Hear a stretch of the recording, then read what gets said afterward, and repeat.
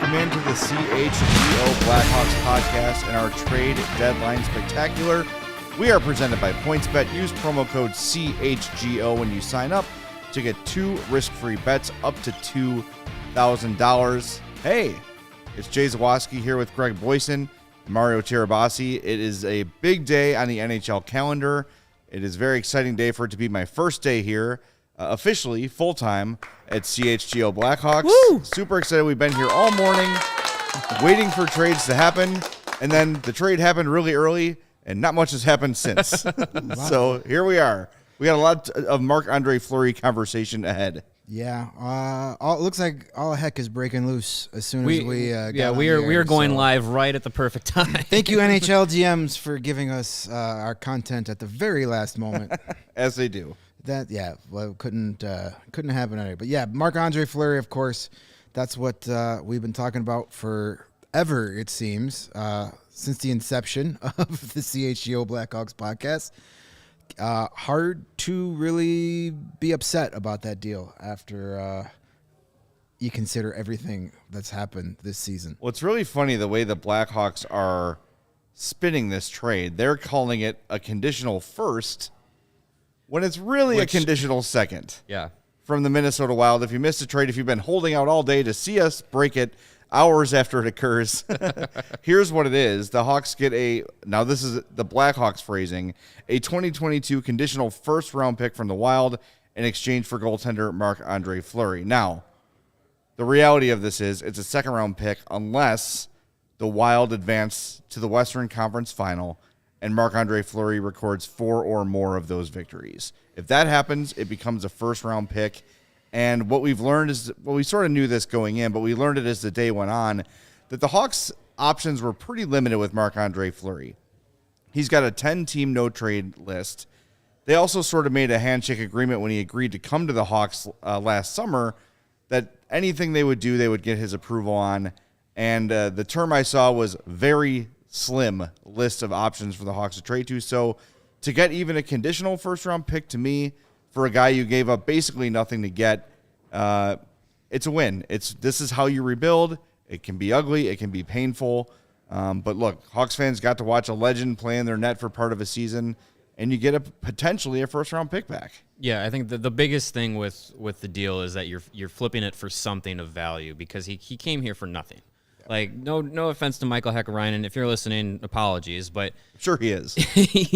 there was no future for him in the organization, and that's what the Blackhawks had to give up to bring in the reigning Vezina Trophy winner for what was supposed to be basically a 1-year go for it, trying to get into the postseason and try and see if they could make some noise. Midway through this year, that wasn't going to happen. So at some point, Kyle Davidson's job was to get something of value from Marc-Andre Fleury. And, Greg and I had talked about it on a number of podcasts where, Davidson basically had, if he's going to stick to his rebuild plan, he had no option but to move Fleury because keeping him is a waste of time. So, we were thinking at first if it was Fleury saying, "Hey, I don't want to go anywhere. I have this agreement with the prior GM. Like I don't want to move my family, all that stuff." We were saying like, hey, Davidson can't worry about optics. Like he's got to worry about the rebuild and hurting Marc-Andre Fleury's feelings. He can't worry about that if you're thinking 3, 4, 5 years down the road. As it turns out, from what we learned about Davidson's communication with Fleury the whole time, he was alerted way ahead of time. Even before the game yesterday, he was alerted that, hey, would Minnesota be somewhere that you would want to go? So the communication was there. And so, yeah, you come away with it with a second-round pick, potentially a first-round pick if Minnesota goes deep into the playoffs and Fleury is the one to lead them there. And you went about it the right way. So I think that's the best that the Blackhawks could have hoped for, and now we root for the Wild to make a run. I joked about it on our live Twitter video when the trade broke that I'm ordering a Minnesota Wild hat. It's on its way. I ordered a Wild hat. We are going to be big Wild fans for the playoffs. And look, for them, this is probably their best shot to win a cup. The team is really clicking on all cylinders. You've got Ryan Hartman all of a sudden becoming a star player kind of out of the blue. Mm-hmm. And to be able to – Cam Talbot's a nice goalie, But to be able to bring in a guy like Marc-Andre Fleury to solidify yourself for the playoff run, not only are you upgrading your roster, but the guys in the locker room that see that happen, they are pumped. And they're not losing anybody. There's nobody leaving the Wild roster to make that trade happen. That's the sort of thing that's going to boost a team. It's going to boost their confidence and their enthusiasm. So I'm excited. I think, aside from Colorado, and they've had their slip-ups in the playoffs before, so they're no sure thing. I think the West is pretty open, and the Wild getting to the conference final, to me, is not a huge stretch. Shouldn't be, and they'll be easy to root for, especially since they're almost certainly going to play the St. Louis Blues in the first round. Yeah. So I know some Blackhawk fans are like, we can't root for Minnesota. Well, when they play St. Louis, you betcha you can. I'm sorry. Can I just not root for either team? Because I don't. You really, can. I don't want to do whatever you want. You can. Just Yeah, it's your world, Lawrence. We're just living in it. You do That you. is correct. You do you, buddy. Yeah, but the Wild, they should be a fun team to watch. You get Marc-Andre Fleury in there now. You mentioned Ryan Hartman. I can't wait to see a guy like Jordan Greenway play Stanley Cup playoff hockey. That guy is a beast.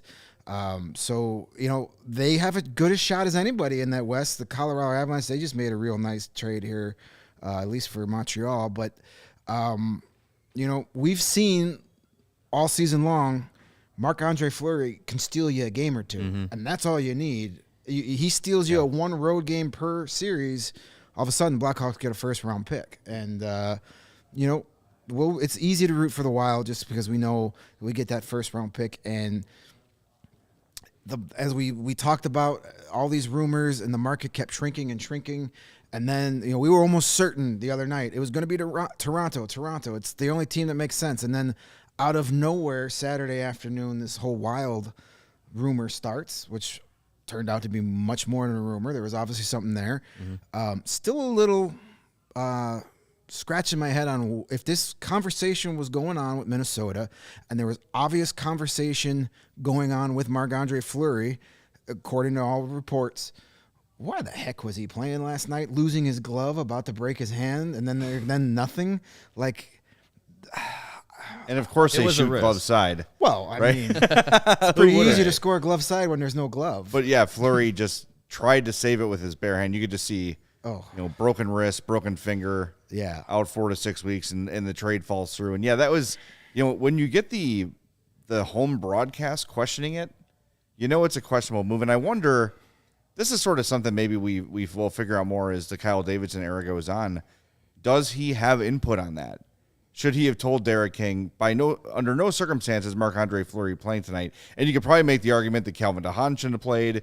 Right. And anyone you are potentially trading, Ryan Carpenter, who we're seeing Ben Pope a few minutes ago said could be something cooking with Nashville for Ryan Carpenter. I think you've got to protect your assets. So, yeah, that was a scary game to see him start. And, of course, when that glove came off, a scary moment because he tried to glove save that with his bare hand. Yeah, instincts probably kicked in more than anything. Yeah, the visual of him, without the glove, but he's still got his hand up. It's just like your heart skips a beat. That was I felt like Fred Sanford there. The big one was coming. And every Jet had their scope right on that hand. Yeah, absolutely. Exactly. Yep. And, of course, the puck goes to that side of the ice, and there's Kyle Connor with the shot. But well, to that point, I think, from one thing that I've appreciated in the Derek King era is his honesty. And leading up to the games over the weekend, he was asked a couple of times, what is the direction with the lineup? Are you being told anything about players who shouldn't be available or whatever?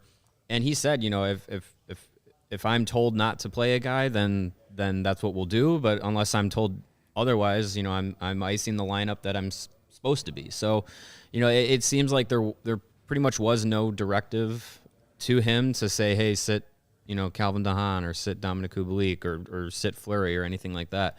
So I mean, whether that's foolish or not, you're kind of playing with fire. But I think King is, as a side note, I think he's still coaching for his job. He still wants to win some games and say, hey, I have this measure of success, and I don't think he would want to leave, willingly from a NHL head coaching position. Yeah, he's an old school NHL guy, and he's gonna put his best lineup out there until he's told otherwise.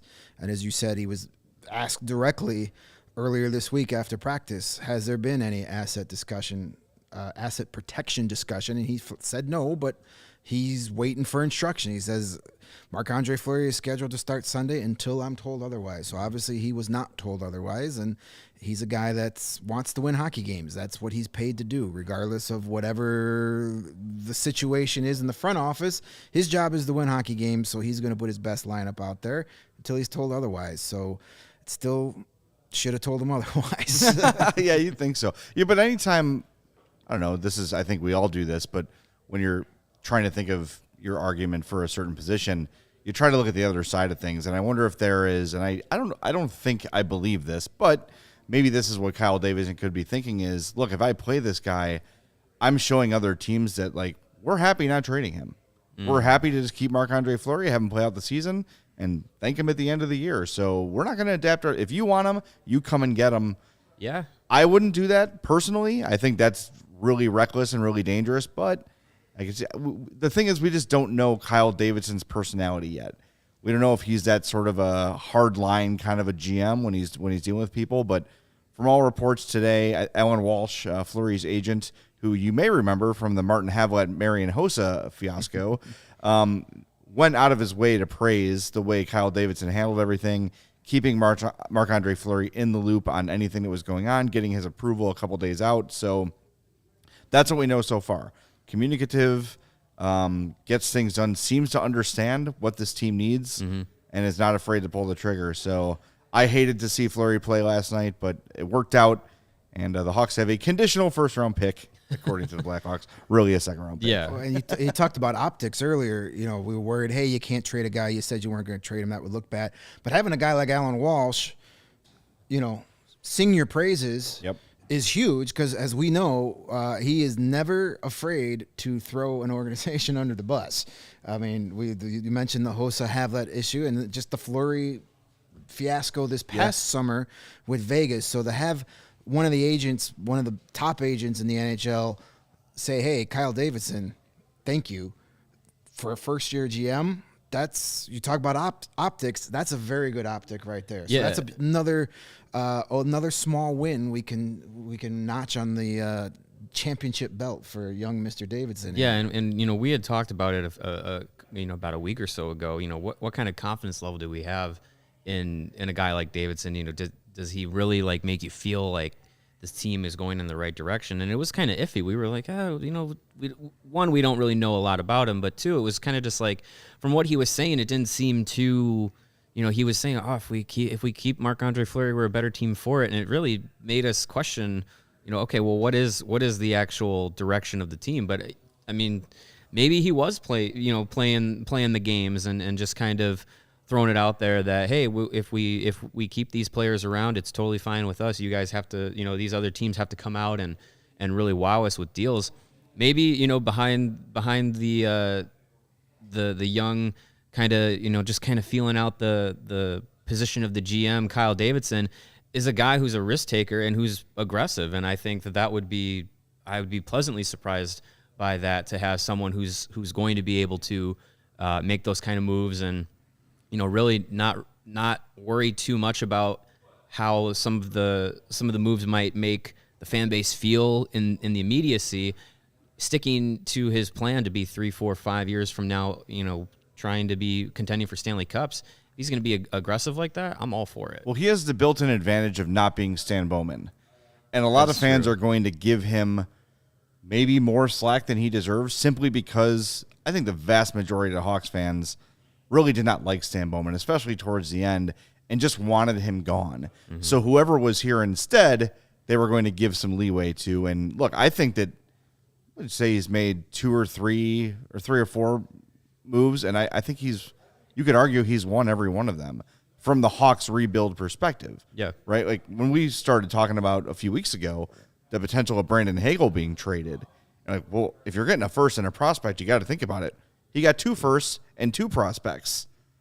And that's a steep price. And they're picks from Tampa, but somebody made a good point last night is you start stockpiling these first-round picks, and 2 late first-round picks can become 1 early first-round pick. Yeah, right? You can trade those up, and you can get a real impact player that you like in the top 10, top 15, whatever.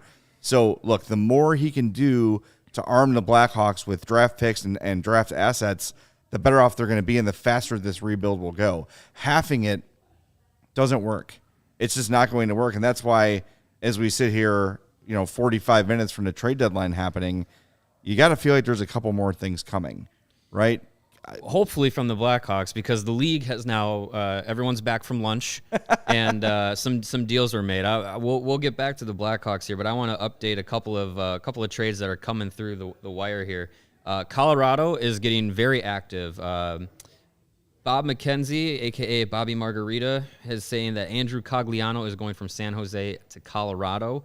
That's just come down the wire, so details to come on that one. Love that move for Colorado. Montreal is sending Arturi Lehkonen to Colorado and retaining 50% of his salary. In return, the Habs are getting Justin Barron and a 2024 second-round pick. That's Okay. That's a nice return for Montreal, for sure. The Golden Knights are reportedly working on a trade involving Evgeny Dadonov. And the Red Wings and Blues are making a multiplayer trade. Detroit is sending Nick Leddy and Luke Witkowski to St. Louis in return for Oscar Sundqvist, Jake Wallman, and a 2023 second-round pick. So the league's picking up now here as we're about 40 minutes away from the trade deadline. So if the Blackhawks are going to get active, now's the time to do it. Yeah, there's always time. Remember, after the 2 p.m. deadline passes, things sort of trickle through. They've got to go through the league offices. And the Hawks are pretty good about keeping things close to the vest. A lot of these trades, not that the Fleury thing came out of nowhere because everyone knew he was a candidate to be traded, but the Brandon Hagel thing just happened. It was like, boom, happened. So the Hawks have always been better than most NHL teams at keeping keeping the news to themselves until it actually breaks. So stick around. It's not going to, just because 2 p.m. passes doesn't necessarily mean the Hawks will be done. Looks like it is a 5th-round pick in 2024 going to the Sharks for Andrew Cogliano. That's from Pierre LeBrun.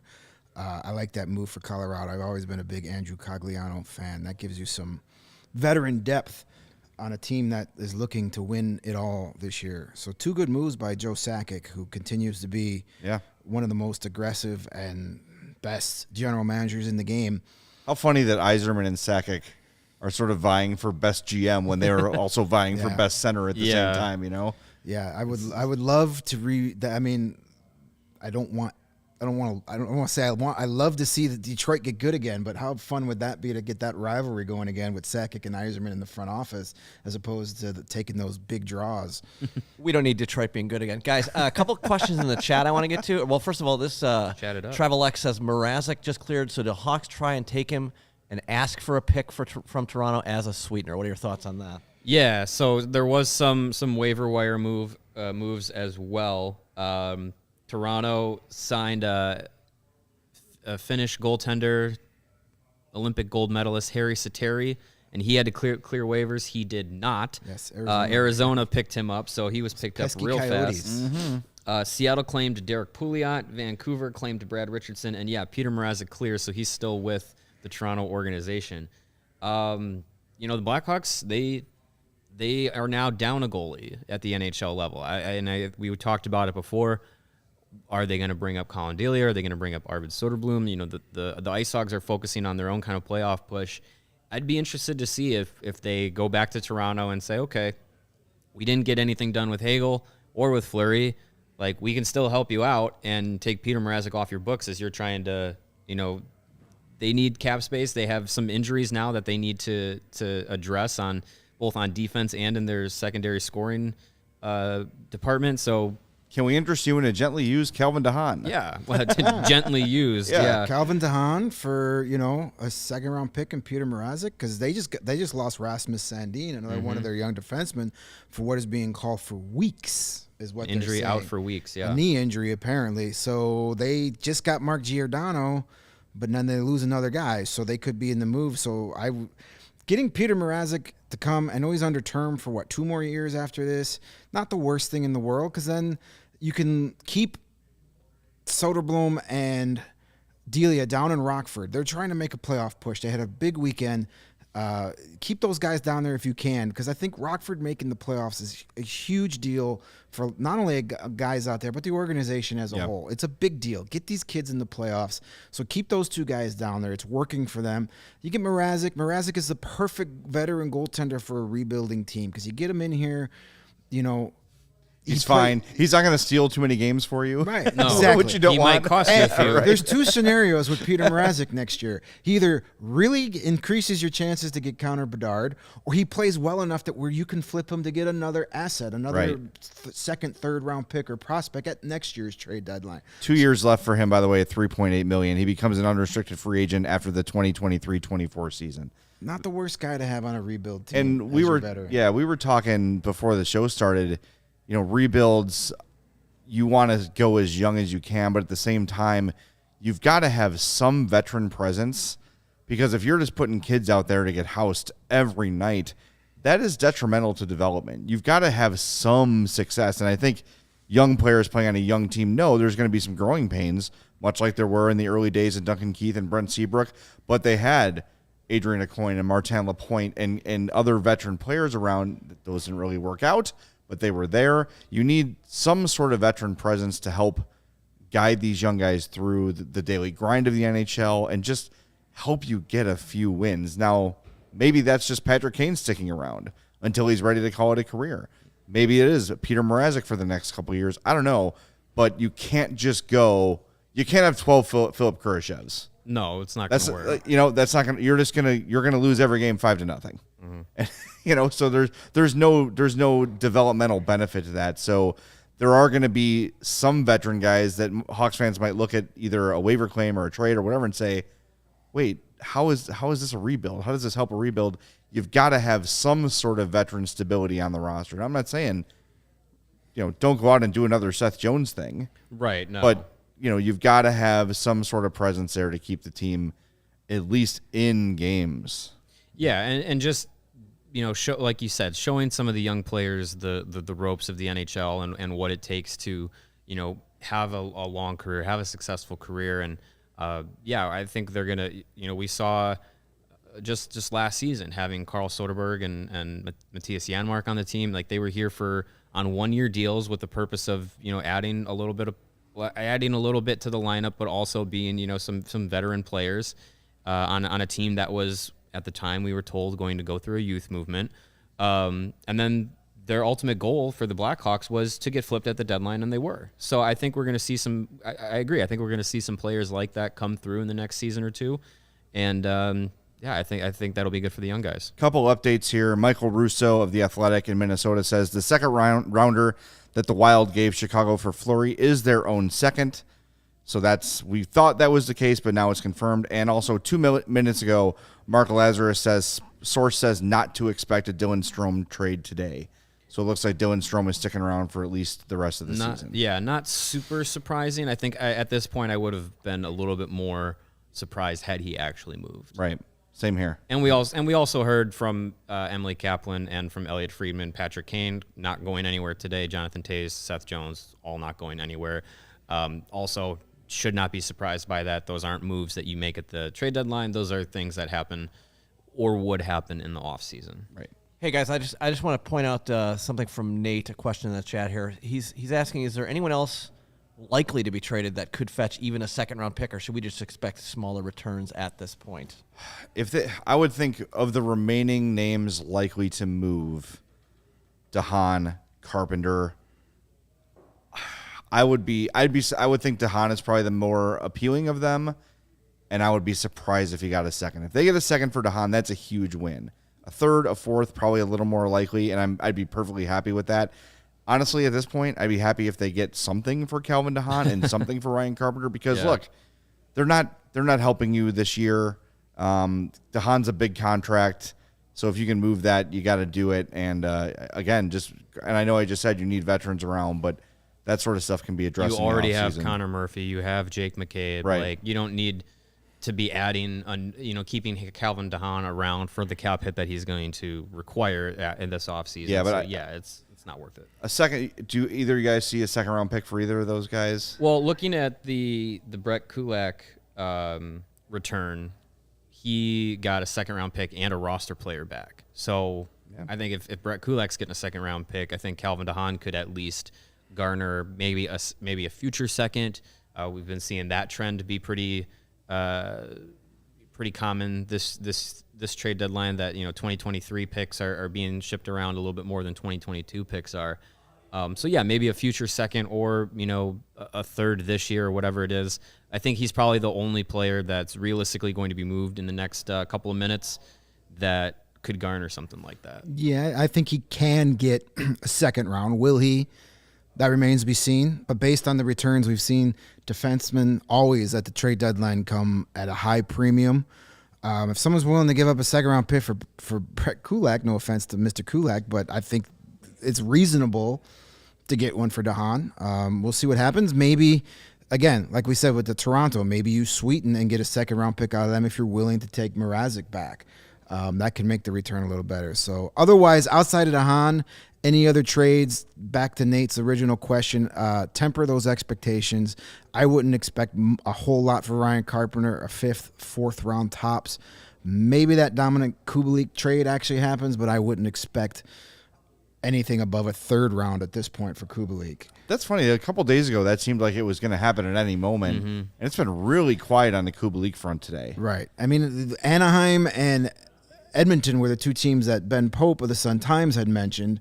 Anaheim is moving in the opposite direction, apparently. Well, not really. I mean, they realize they're still a rebuild team, and they're getting rid of their veterans to try and get more assets.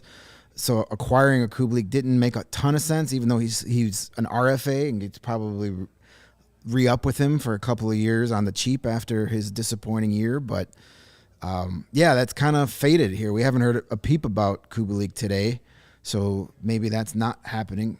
Maybe that's something we revisit in the summertime where his negotiating rights are moved ahead of the draft for a mid-round pick. Yeah, it's interesting to think about where is he more valuable on the trade market, right? Are his rights more valuable than he is right now? I don't know. If I'm a team looking for some offensive help, I look at what Dominik Kubalik has done up to this year, and you say, that's some pretty fast offense you could add. It's a guy who can help on the power play. For a contender, he's playing on your third, on your fourth line. Like you mentioned, Cogliano, the way Tampa Bay looks at Brandon Hagel, different kinds of players. But look, I always go back to this Blackhawks Stanley Cup teams. And what made them so great was, yeah, they had their star players, but they were rolling four lines on you every night. Yeah. And every time the Hawks had the puck, they were a threat to score.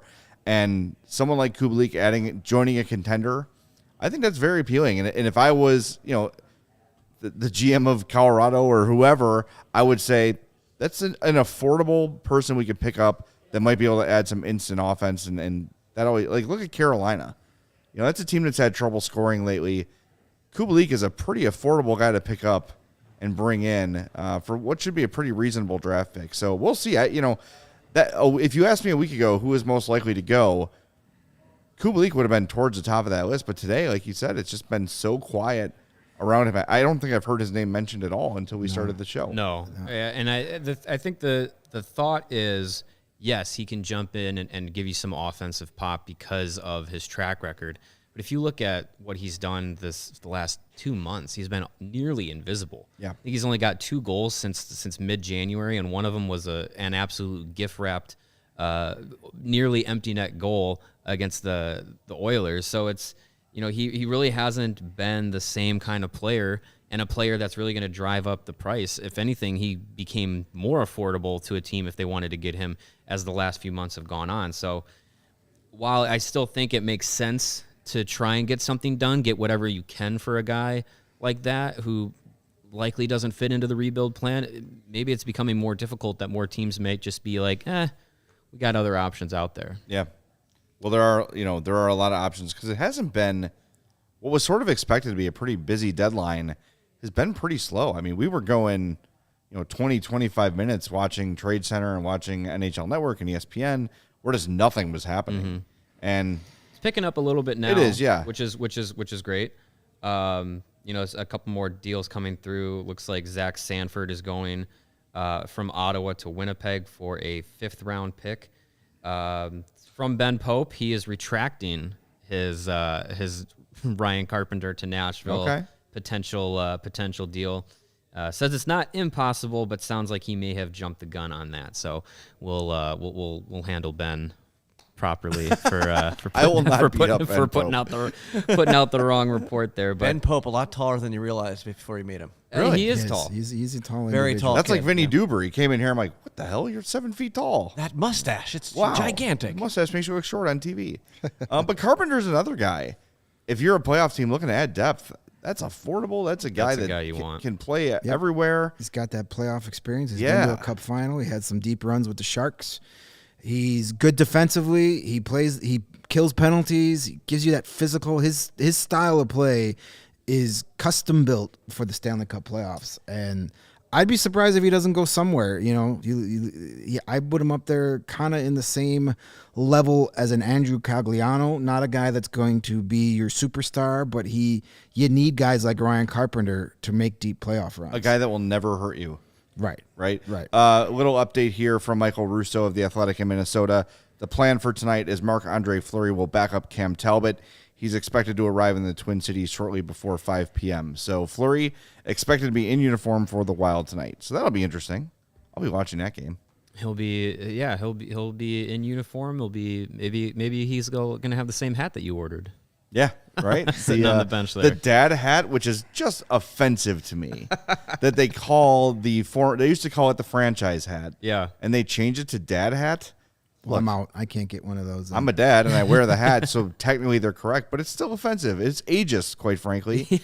If I want a comfortable hat that fits my giant head, I shouldn't have to be criticized and called a dad. Yeah. I'm not wearing a fanny pack. I'm not wearing New Balance shoes. I was going to say, in order to wear that hat, do you have to have the white New Balance shoes on as well? I do. With the jean shorts? Well, you know, my wife white always, tube she socks. makes fun of me because I do stand at the back window with my hands on my hip and look at my lawn for an extended period of time. So, okay, maybe they're right. Good choice buying a dad hat. You know, in the Exactly. I cut the lawn in this. All right, in fine. the Guilty last, as charged. In the last couple of months, I've noticed myself also staring out the window at my lawn. Yeah. So it must be a dad thing. Absolutely. As soon as the baby's born, start looking at that lawn. Hands on the hips with an approving nod or a disapproving head shake. Did you have the hand on the hip and the cup of coffee in the other? Yep. Take a Newspaper nice little tucked sip. under your Yep. arm? Yep. All right. Yep. I Well, can that's for picture it later. now. Yeah. So looking at the chat here, wanted to try and sift through and see if I can had some good questions here. Here's a non-serious question from the panel. This is coming from Nate. It says, who has the best non-Blackhawks hat in the NHL? I mean, I can't say that I've gone through the entire catalog of the NHL shop of hats, but I always, and I know we've talked about this team way too much in the last few weeks, but I always like the way that Montreal or Toronto Maple Leafs hats look. Classic. I love the Leaf logo. I love the blue and white combination. It just looks great. Yeah, I would love to be more of a hat guy, but I have the same problem Jay has. I've got a ginormous melon, and it's hard to find hats that fit. And then when I do find a hat, they don't look great. I don't look great in hats, so I'm not a huge hat guy. But I always like the all red Carolina Hurricanes hats with their little Eye of the Hurricane logo. That's a cool one. I have a Hartford Whalers dad hat. Well, there you and go. I will stand by that as still my favorite. The blue with the blue and green logo. I wish I had it in green.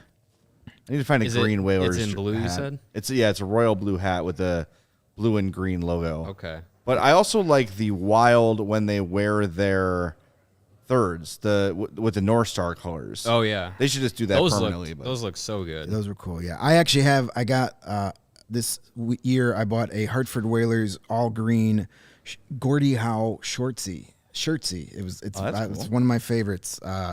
And because when Gordie played in Hartford, they had all three Howes, so it's his full name on the back. It doesn't just say Howe, just in case you want to know which one it was.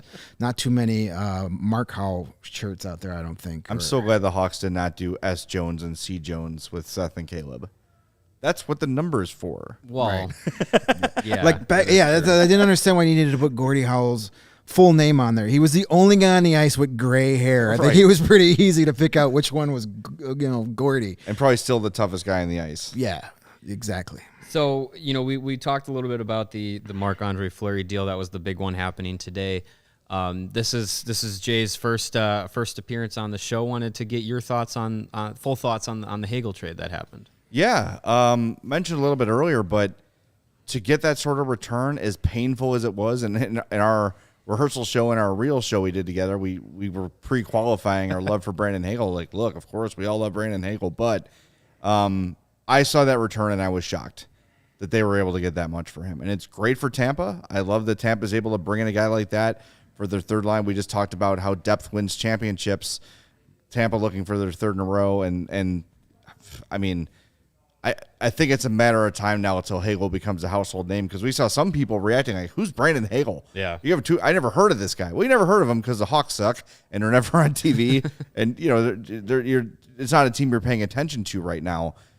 Good move for Tampa, good move for the Hawks, and that's kind of the ideal trade, right? You want it to be beneficial for both teams. So, it sucks to see him go. I really like him. And had he been around for the next few years, I wouldn't have been mad about it either. That salary is very appealing, and that's part of why the Hawks were able to get the return for him that they did.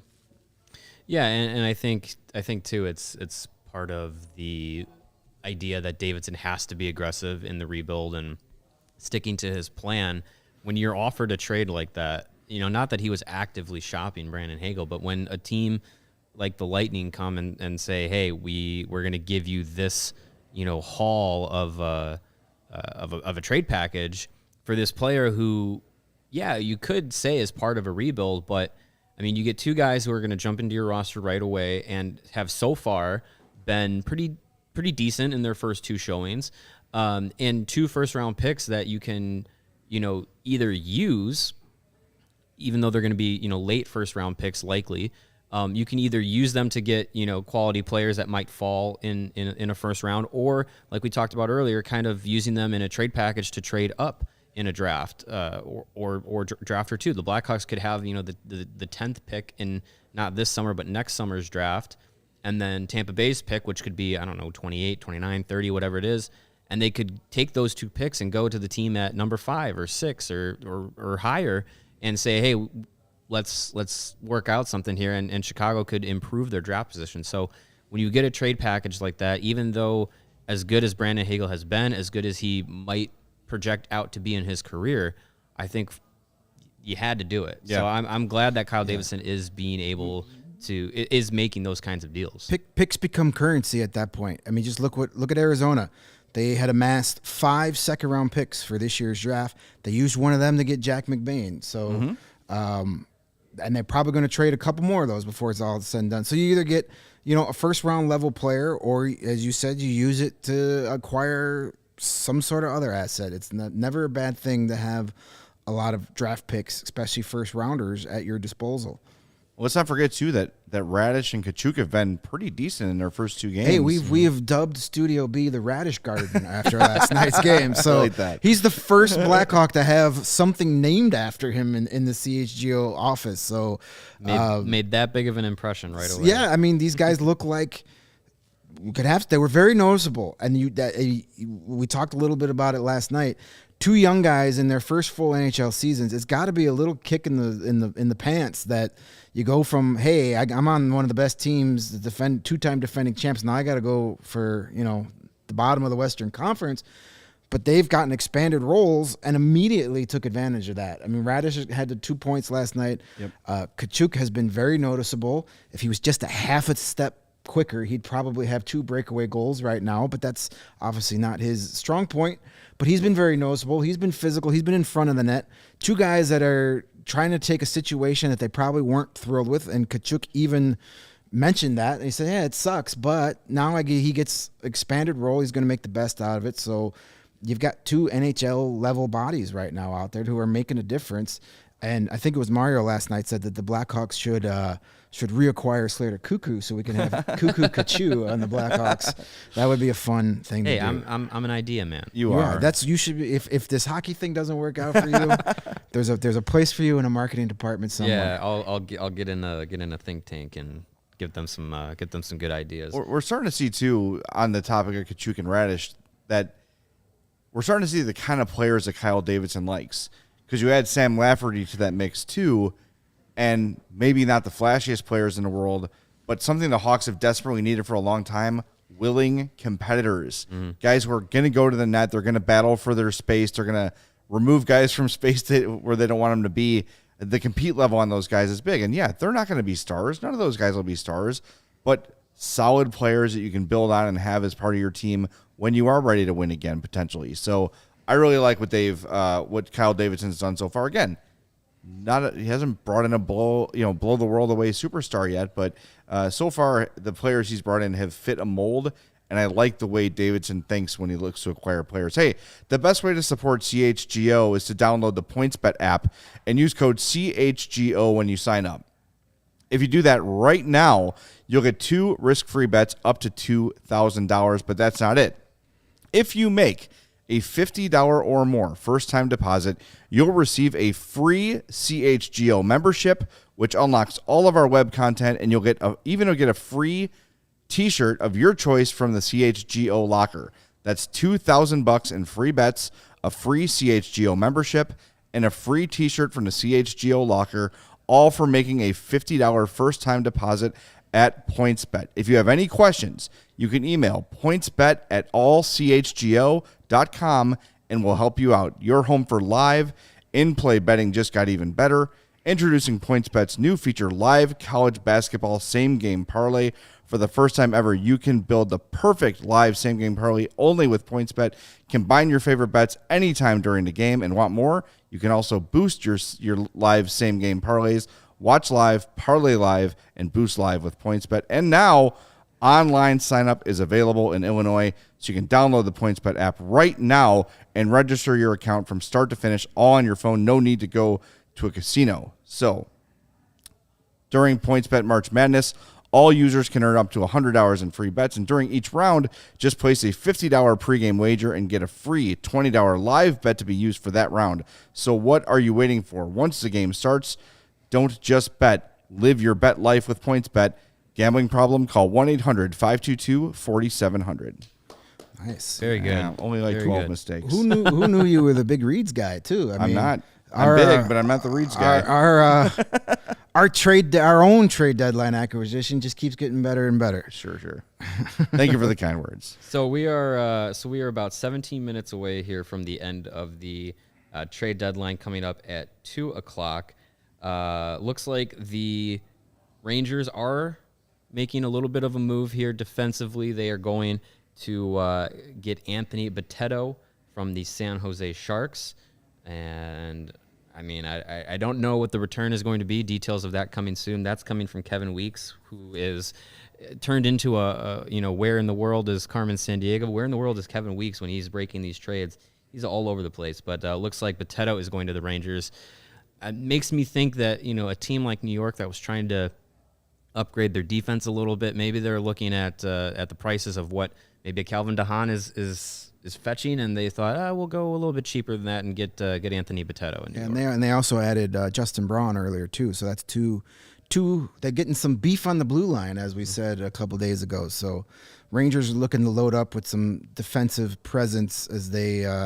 Listen, they got a chance to make some noise in the postseason. They've got arguably the best goalie in the league right now, so get him some help in front of him. We know they got some offensive capabilities. That'll be a fun team to watch come playoff time. Of course, Blackhawk fans, are lovable. Artemi Panarin is there, so they should be a fun team to watch out east. Maybe we get a Panarin versus Fleury Stanley Cup final, and watch the fans of Chicago, two of the most beloved short-term players in Blackhawks history, go against for the cup in other uniforms. That'd be fun to watch. I thought the Rangers would be a little more active today, and of course there is still time, but a team with some cap space, with some legit cup potential. Who knows? Maybe they got something big up their sleeves, but I was expecting them to be a little more active. Yeah, they were one of the sellers that actually had that cap space, but it's still got 15 minutes plus here. As we all know, some trades will sneak in after the deadline. So we'll see what happens. Hopefully anything. Do something. Do something. Yeah. I always feel for the big panels, the trade center people in the, I think they're calling it the Point on ESPN, where they just they're there all day and just waiting for stuff to happen. Yeah, I love the wide shots. As soon as they're done doing their little minute interview. They're all on their phones. You Right. know. Speaking of that, I'm seeing. Some of those guys still have Blackberries. The guys up in Canada, which is always fun. Nope, nothing. Yep. Checking my phone, nothing. It's that poking stick gif you tweeted out earlier. You know. Do something. Well, one thing that we also are looking at is the AHL waiver wire. A lot of paper transactions will be happening. Just keeping an eye on what the IceHogs are doing, because if you are on an AHL roster at 2:00 or on an NHL roster at 2:00, you'll be eligible to go back and forth. So keeping an eye on that. So far with the IceHogs, it looks like Cale Morris has been added it says it's added to Rockford. So it looks like maybe Delia or Soderblom a corresponding move might be coming. They have to do something if they don't acquire a goalie here in the next 15 minutes. One of those two guys will have to come up. So, yeah. Cale Morris has been pretty good for the Indy Fuel and had a couple appearances for Rockford, so he'd be the backup to whoever doesn't come up to Chicago. I would assume it will be Delia. You want to keep Soderblom playing, but we'll see. Hockey insider Amanda Kessel tweeting that it doesn't look like number 81, Phil Kessel, is being moved today. Interesting. So, that's a guy who I thought would be. I thought for sure. Yeah. Maybe that would have been a fit with the Rangers. Possibly. They got good hot dogs in New York. I hear that. Speaking of, Kevin Weeks and myself both have a correction. It's actually Anthony Botetto going to the Sharks. He was with the Rangers. He is going to the Sharks. So clearing space for Justin Braun. Yes. Or Calvin DeHaan. So I'm apologizing on behalf of Kevin Weeks as I was relaying the wrong information there. But yeah, it looks like some more moves could be involving the Rangers. This is from Darren Dreger. All indications are Andrew Kopp is headed to New York. Rangers may also be working on Tyler Mott, former Blackhawk, that everyone should remember. He's one of those classic deadline guys who suddenly has more value just because it's a deadline. Yeah. Tyler Mott is into it. They had him on what was it? We were looking at a top 10 list. Yeah. And Tyler Mott was on on there. Sportsnet's top 10 list. Mott was like 9th. Okay. What a world. I mean, really? I mean, he's a nice little player. Yeah, he's a nice player. I liked him with the Hawks, but hey, the Rangers, if they get Tyler Mott, they're gonna have the bread man and some applesauce on the side. Nice. That's a good deal. See, this is why you make the big bucks. That's what I'm here for. Cops of the Rangers is big. I mean that we were just saying we expect him to do something. I really like Copp's game. That's the sort of guy in a playoff situation that can be a difference maker. So there you go. That's one move for the Rangers. Yeah, he's the guy that's going to do some of that dirty work.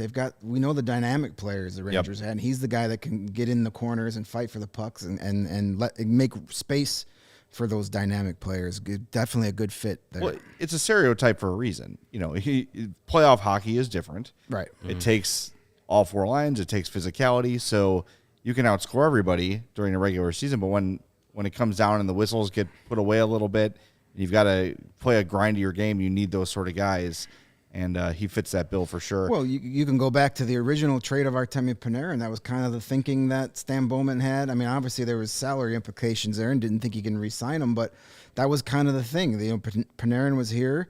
The Blackhawks lost the first round both times, so he said, hey, we got to go out and get Brendan Saad back. I mean, hindsight 2020, not the best move he's ever made, but that was his thinking there. Let it play out. Yeah, we'll see how Brandon Saad's third time with the Blackhawks. Maybe third time's the charm. No, I love Brandon Saad. Yeah, how could you not? I mean, it's a guy who, like we're talking about, that's the sort of proven playoff kind of a guy you want. He's now reunited in St. Louis with Nick Leddy. Yeah. So Nick Leddy, not so much one of those guys. I still have my Nick Leddy Hawks jersey in my closet. Oh, I liked him too, but he was, not when we talk about built for the playoffs. Nick Leddy was not built for the playoffs. Definitely not. He was never really one of Q's favorites.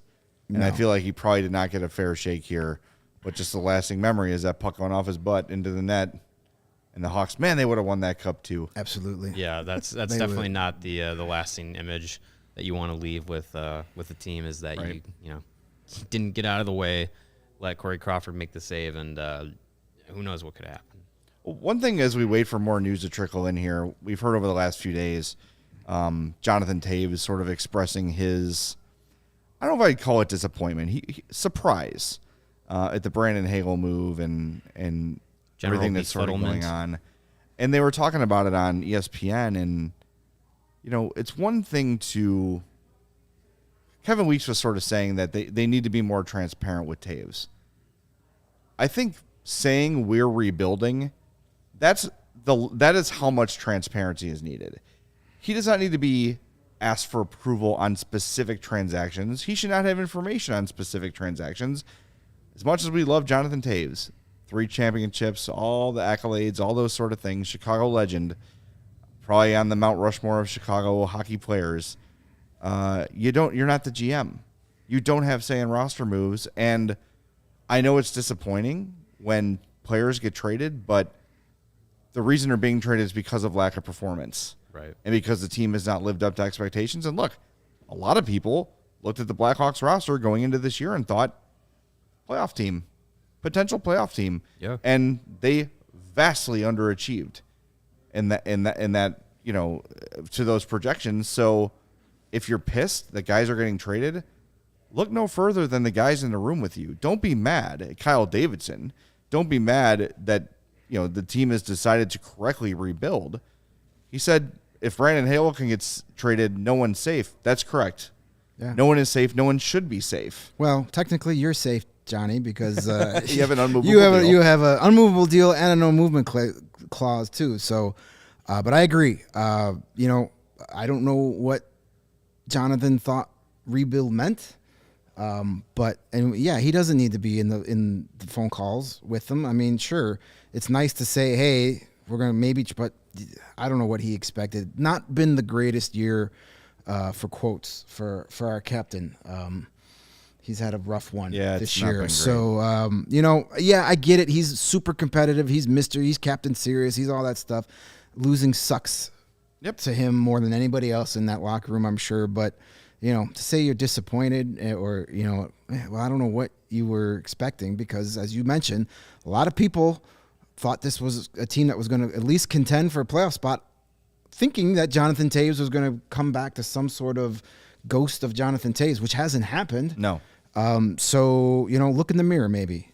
Where do you think it puts the mentality of some of the players like Patrick Kane, who's a lot like Taves? He obviously has the exact same contract. He's got the same agent and probably has the same both desires to win, but also desires to, cement his legacy and play as long as possible as a Chicago Blackhawk.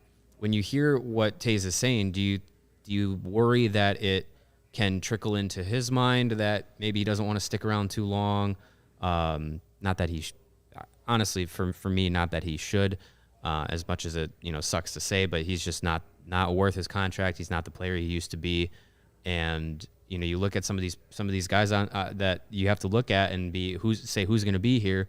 Jonathan Taves, Patrick Kane, Alex DeBrincat, Seth Jones. I mean, if you're looking at any of those guys who in the next year or so would be able to kind of lift out, I think it's Taves.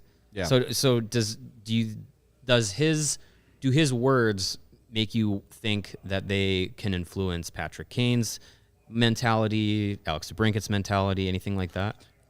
I would say, one thing I'll say about Patrick Kane, the player, is that he's kind of the same guy every night. He is a consummate pro when it comes to playing hockey. He just goes and does his thing. He is reliable. He is dependable. And, he doesn't play the same style of Taves where he's going into corners and winning pucks. But I think as long as Patrick Kane is playing, he's going to provide the level of effort that he's always done. And I don't see him getting frustrated with a rebuild or mad about anything. He just kind of keeps his head down and goes and plays. And I think he gets it. And that's a guy who a lot of people sort of envision as somebody when his playing days are over will move into a front office role. He's huge into analytics. He knows everybody in the league, what they do, what they're good at, what they're bad at. He is really plugged into the league as much as any player that I've ever seen. So I think with that in mind, he kind of gets it. He gets how it works. And look, he knows the reality of the Blackhawks better than anybody, right? He's been part of this thing for years. And while Taves was taking the year off, and I'm not criticizing that, but when Taves was taking the year off, Patrick Kane was still here, and he was still dealing with that. And he knows the reality of the Blackhawks situation. But I have no concerns in terms of Patrick Kane whether or not he's going to go out and do his best. I think he always gives solid effort, and for me, it's not a concern. I'll probably say probably an unpopular opinion, but you asked, do you worry that this mindset creeps into Patrick Kane? I kind of hope it does, because I love Patrick Kane and everything he's done, but if you're going to do a rebuild right, getting a haul this summer for Patrick Kane is how you do it. I mean, there's pros and cons to keeping him. There's pros and cons to trading him. But at this point, let's see what you can get for him this summer. Let's call up the Rangers and see how much they want to get him and Panarin back. So he's that ultra competitive guy too. He knows what's going on. I think he's, as Jay mentioned, is more plugged in. Probably not caught off as much off guard. So it's again up to him completely. But I think I could see him both wanting to stay because this is his home. This is all he knows. He's got his young family here. But I could also see him being, I want to win again because losing stinks. And but I kind of hope he starts thinking about, hey, let's see where I can go and get some assets here. This is what it's about right now. Wins and losses don't matter. That's a hefty contract to have on a rebuilding team. So we'll see what happens. And speaking of the Rangers, they did, in fact, just acquire Tyler Mott for a 2023 4th-round pick. Championship. There, yeah. Rangers making a go for it. I know that makes one person in our chat room very happy. So, and it looks like also an extension here in Carolina. Jesperi Kotkaniemi getting an 8-year extension with the Hurricanes. That's coming from Kevin Weeks. Wow. Man, he's all over it. Yeah. Kevin Weeks is just... Well, this is why I wanted him to be the next Blackhawks general manager. Yeah. There's nobody more in tune with today's NHL than him right now. I feel like I haven't heard any human being saying Kotkaniemi more than Kevin Weeks. I don't know. It's weird. Like I hear his voice saying that name. Yeah. I don't know. Maybe it's just been a long morning. It's a fun word to say. So yeah. It just rolls right off the tongue. Like butter. So we are 2 minutes away from the trade deadline coming to a close. Blackhawks still currently hold on to Calvin DeHaan, Ryan Carpenter, Dominic Kubalik, Eric Gustafsson still on the roster. We'll see. We got another hour here. We'll see what trickles through at the deadline. But if they have one move left, who are you putting a bet on points bet for? Calvin DeHaan. Yeah, I still think it's DeHaan. According to Michael Russo, the great Wild reporter for The Athletic, he just tweeted out the Minnesota Wild do have one more trade coming. So let's see what that is. Maybe they circled back to Chicago and said, hey, what'd you give us for this guy? So I don't know. We'll see. We'll see what happens. This is, the deadline is just about here, under a minute, but that doesn't mean it's over. So hopefully we get a couple of those late trickling in, because if it's just Hagel and Fleury, as much as I liked both of those moves, it will be kind of disappointing that it's not enough. You couldn't get more. But let's pump the brakes on that and see what we got going here. And if you're enjoying today's show, we hope you are. If you enjoy all of the CHGO content that we bring you across the board, whether it's Blackhawks, Bulls, Cubs, Sox, the Sky, the Bears, all the shows and great content that we have. One way to help us continue to grow is to download the PointsBet app and use the code CHGO when you sign up. Not only are you going to get 2 risk-free bets for up to $2,000, but if you make a $50 or more first-time deposit, you'll receive a free CHGO membership, which unlocks all of our web content. You'll even get a free shirt of your choice from the CHGO locker. If you have any questions, just email pointsbet@allchgo.com, and we'll be happy to help you out. And in case you missed it, online sign-up is now available in Illinois, so you can download the PointsBet app right now and register your account from start to finish, all from your phone. So what are you waiting for? Once the game starts, don't just bet. Live your bet life with PointsBet. Gambling problem, call 1-800-522-4700. I used my deposit bonus to put $50 on the Panthers to win the Cup. Then they traded for Claude Giroux. So I'm pretty happy with that. Yeah, I'm pretty happy with that trade. That's not a bad move. And there's no doubt about that.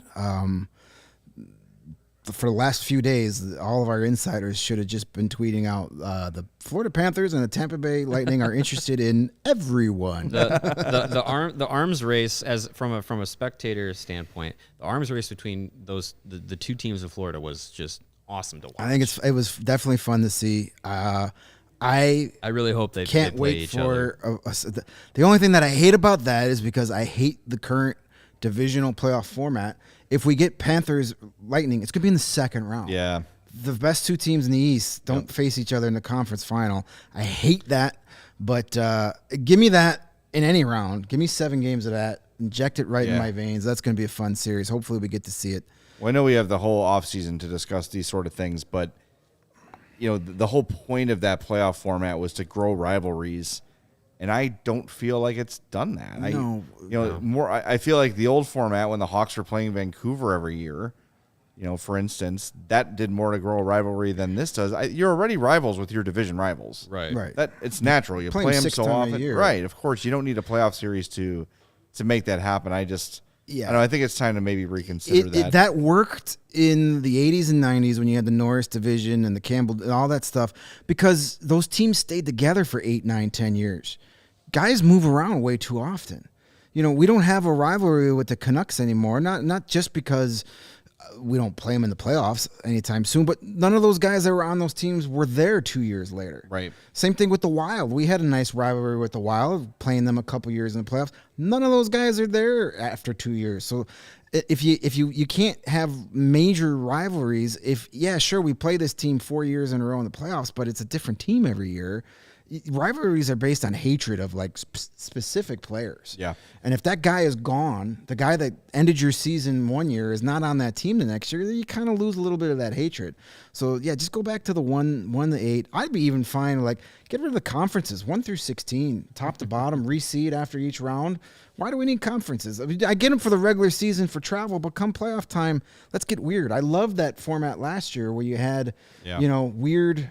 Look at the Montreal-Tampa Stanley Cup final. That's about as weird as you get. I'm fine with that. Let's get something new, something fresh. Yeah, I'm down with any sort of experimental changes to the playoff format. And look, I liked this divisional concept when they announced it, but I just think it just is not. It is not developed into what they thought, and too often I feel like this is too good of a matchup to be happening this soon. Right. Because every year we get it. Yeah. Every year we get the top 2 teams. Vegas and Colorado. Always in the second round. How many years did we get Pittsburgh, Washington in the second round?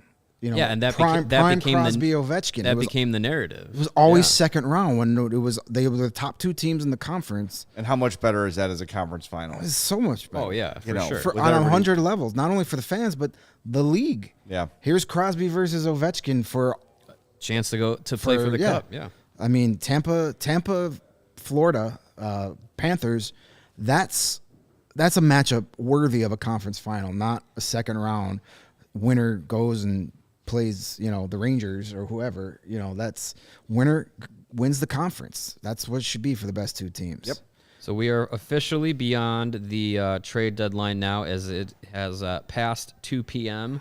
A couple of things trickling through here. These both coming from Pierre LeBrun of The Athletic. Not trades, but trades that did not happen. PK Subban stays put with the Devils, and Jacob Chychrun not moving from the Coyotes. So 2 names from Arizona that I think a lot of people were expecting to potentially be on the move with Jacob Chychrun and Phil Kessel. They will stay in the desert beyond today. So keep an eye on that. The Coyotes' price for Chychrun went up as the day was going on, ridiculously high, which is a strange business plan at the deadline. But maybe they're thinking, here's a wild thought, by the way, for the Coyotes. Maybe keep some good players. Maybe, yeah. You don't have to get rid of all your players. Try to be a good team. Yeah. Well, you got a 4,000 seat arena to fill the next couple of years. Get some marketability all out that there. revenue. Yeah. All right, I got to do the fat guy thing here. This is for the video audience only. I got to hoist myself up on this chair, so everyone's going to enjoy. Oh, good. Put the camera on me. Solo camera. Thank you very much, Lawrence. As I'm going to fine. Hey, you know what? You asked for it. You're going to get it. There we go. Producer of the year, right here. Yeah, there we go. Oh, got it. That looked good in the single. I like that ice. There we go. Good. And my feet don't touch the ground. I'm like a little toddler here. I'm like the old SNL bit with the workout guys with Yes. the tiny little legs. Yes, the Hans and Franz. That's the 3630 inseam in full effect right there. these chairs are not beneficial They're deep. to They're deep. the vertically Yeah. challenged. Especially on a 2-hour trade deadline special. Yeah. yeah. It's, Got to get comfortable. Some trades are starting to trickle through here. It looks like Philadelphia is sending Derek Brassard to Edmonton, and multiple reports now coming in. Ricard Raquel from Anaheim to the Penguins. That's a nice deal for the Penguins. Yeah, Little so we'll have to see what Rochelle to Pittsburgh. we'll have to see what the return is. Looks like Chris Johnston is saying it is a prospect and a second-round pick. So that was a team in Pittsburgh that I thought might be a dark horse for a player like a Dominic Kubalik to get some scoring potential in the middle of their lineup was something that Pittsburgh was looking for. Looks like they will be addressing that with Ricard Raquel, reportedly second-round pick and a prospect. So yeah, we're gonna see some trades now start to trickle through. So we'll see if the Blackhawks actually made any deals with Kubalik or Dahan or Carpenter. I think hopefully that is the case. Like we said, just Hagel, just Fleury. It's nice. It's great. It's your two of your biggest pieces that were out in the rumor mill. And it's good to see Kyle Davidson be aggressive like that. But if that's it, it's a little underwhelming. Yeah. It is. It's missed opportunities. But let's see here.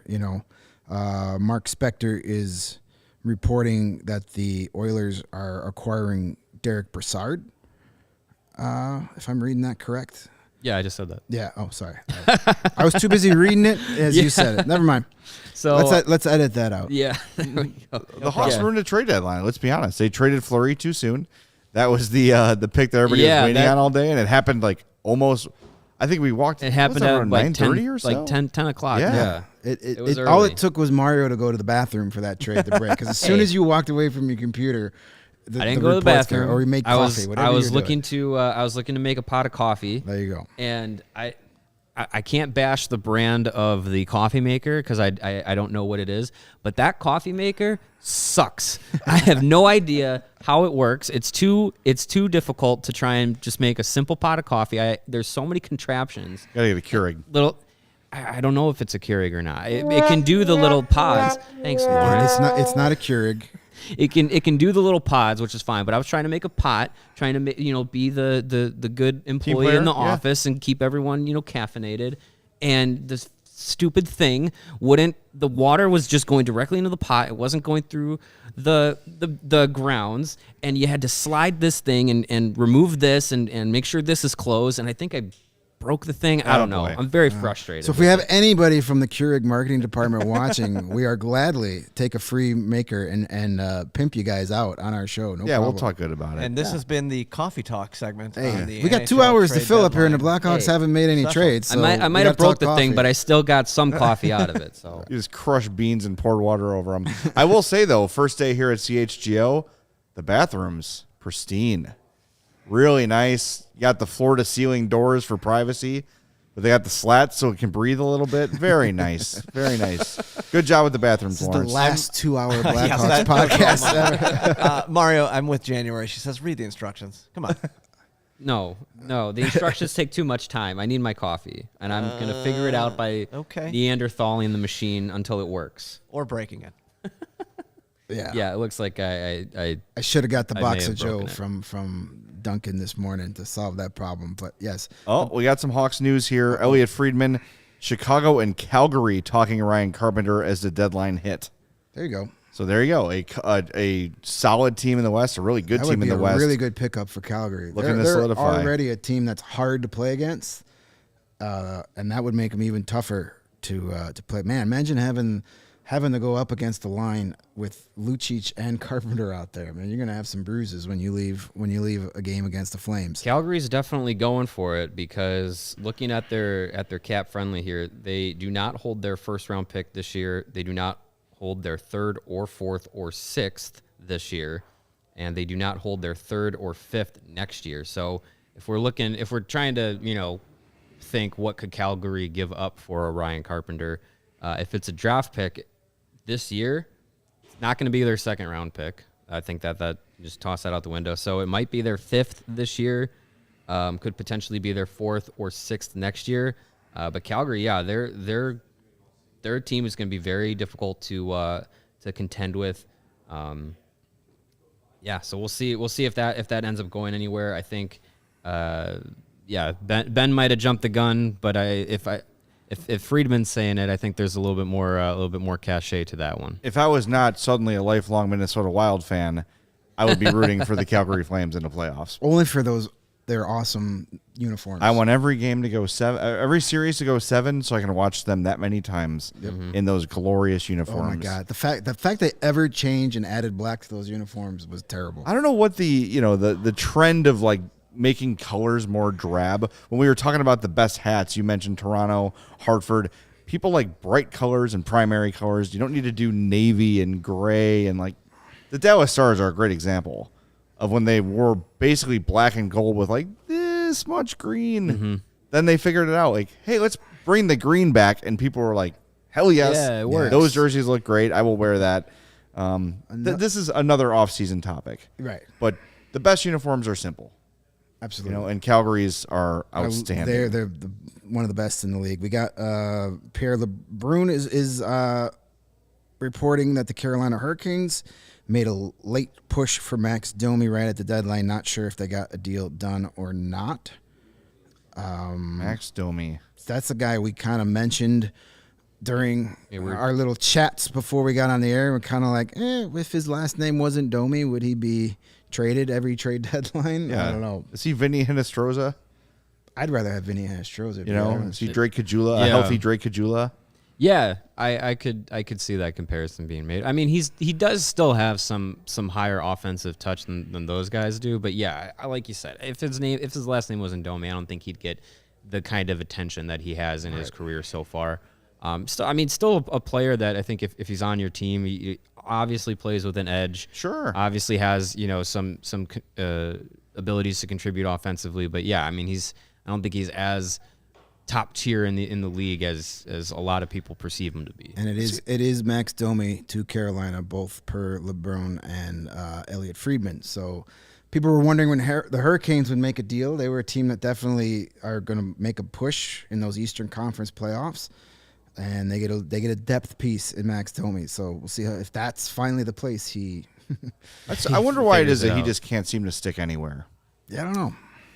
I can't put my finger on it. I wonder if it has something to do with overinflated expectations because of his name, because of where he was picked, all those sort of things. But like you said, still a decent player. I mean, every team is better off for having a Max Domi on it, at least on the ice. I don't know. I don't want to speak out of turn here, but I feel like in the back of my mind, there's been some off ice. Like he's just not like a bad guy, but not easy to deal with. Yeah, maybe. Yeah, I mean, it could be to that. I mean, I'm not. I don't know. So a young player to get traded as many times as he has, that usually tells me there's something we're not being told going on, but who knows? Kind of reminds me a little bit of Alex Kachelnik, who they've actually been traded for each other at one point in their career. He's another guy that had a ton of, third overall pick was Kachelnik, and now he's in the running to play for every NHL team before his career is over. Yeah, he's kind of in that same category. I mean, where you get a name attached to some expectations, and when those expectations aren't met, then it's just kind of like, well, he still has potential, but at what point does a player go from from still having potential to just being he is what he is? Well, look at some of the players that have gone through the Blackhawks system that have kind of figured out in different areas after a couple different stops. Ryan Hartman, Anthony Duclair. I mean, these are guys that, at different points were top tier prospects and players with bright futures ahead of them, and have played on multiple teams and have shown flashes or whatnot. And then all of a sudden, for whatever reason, just maybe the right teammates, the right locker room atmosphere, the right organizational mindset, it just clicks with them. It could be relationship with coaches. I mean, there's a lot of different things that go into players either reaching their potential or being perceived as a bust. Well, the other thing too is, and we're sort of spoiled here in Chicago, where so many top prospects have panned out right away. Obviously with Taves and with Kane, but even Brandon Saad was picked and playing right away. So DeBrincat too. Yeah, I think Teuvo Teravainen's a good example because when he was here, I know. There's groans around the studio. That just stings. My special boy Teuvo, my favorite. Right to the subcockles of the heart. But there was bust conversation around him when he was on the Hawks. He's not the guy everyone says he is. He hasn't lived up to those standards. And it was true to that point, but you saw those moments, you saw those flashes, and then maybe it was getting out of the spotlight of being that high of a pick with those expectations that helped him. Or it could just be that some players take time to develop. Ryan Hartman is a great example. Ryan Hartman has figured out what it's going to take for him to have success in the NHL, and he's having a career year, and it doesn't seem flukish to me. It seems like he's just put it together. So when you think about Kirby Dach and Ian Mitchell and other prospects the Hawks have, it's important to remember that not everybody is Kane or Taves or DeBrincat or Saad. If you were around for Duncan Keith and Brent Seabrook's early years, it wasn't pretty. It was not. There were some really tough nights where I thought neither of these guys can play a lick. Right. And it takes time. So patience as we enter a rebuild here. Remember that patience. Remember it takes guys. People don't develop at the same pace. And I think that was one of the biggest faults of Stan Bowman is he had zero patience when it came to his young players. Teuvo is a guy that got out of here right away. Henry Jokiharju, Adam Boqvist. I mean, we can list a whole bunch of guys. Gustav Forsling. How much of that was, hey, doesn't fit our coach at the time or whatnot. But Teuvo, he probably needed some more time to develop. But man, they put him with other skilled players, which is such a weird concept to me that you would put a skilled player with other skilled players instead of trying to make him a third line forward. But what do I know? I'm not a Hall of Fame coach. But all those names you rattled off too, there were people in town who were floating the word bust around all of them. And the thing that I can appreciate so far from what we've seen is Kyle Davidson seems to already have more patience with young players than Stan Bowman ever had. Just look at what they've done with Lucas Reichel this year, who has been the guy in Rockford. And to me, being the guy in Rockford for an entire season is way more beneficiary to his overall big picture development than playing 9 minutes a night in Chicago. Yeah, and not contributing much. Got a little note here. Ben Pope retweeted this. Luke Fox, NHL writer for Sportsnet, this tweet 2 minutes ago. Kyle Dubas, Toronto GM, not happy the Fleury conversation went public. He said that's a question for Kyle Davidson. Yeah, so I saw that come across the wire too. I was looking into that. Apparently Davidson was on Trade Center on TSN and was pretty. Dubas was. Kyle Dubas, was pretty upset with Kyle Davidson, and the fact that the conversations that happened between Chicago and Toronto about a potential Fleury Hagel mega trade was actually leaked to the media.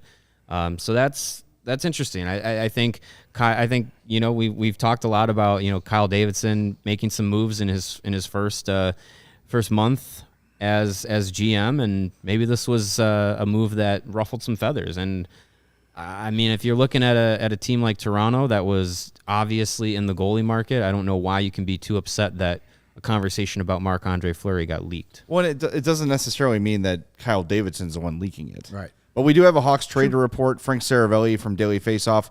Ryan Carpenter to Calgary in exchange for a 2024 fifth-round pick. 2024. So there you go. I mean, that's not a huge return, but you shouldn't have expected a huge return for Ryan Carpenter. That's a Ryan Carpenter trade. That's about what you expect to get.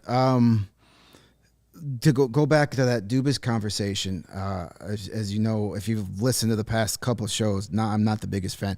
Lawrence, do we have a crying baby sound effect we can maybe play there? I mean, that's a guy that's obviously got a glockenspiel. He's not. He's probably more upset that he's had to take a beating from Toronto media for not having the stones to actually pull that trade off.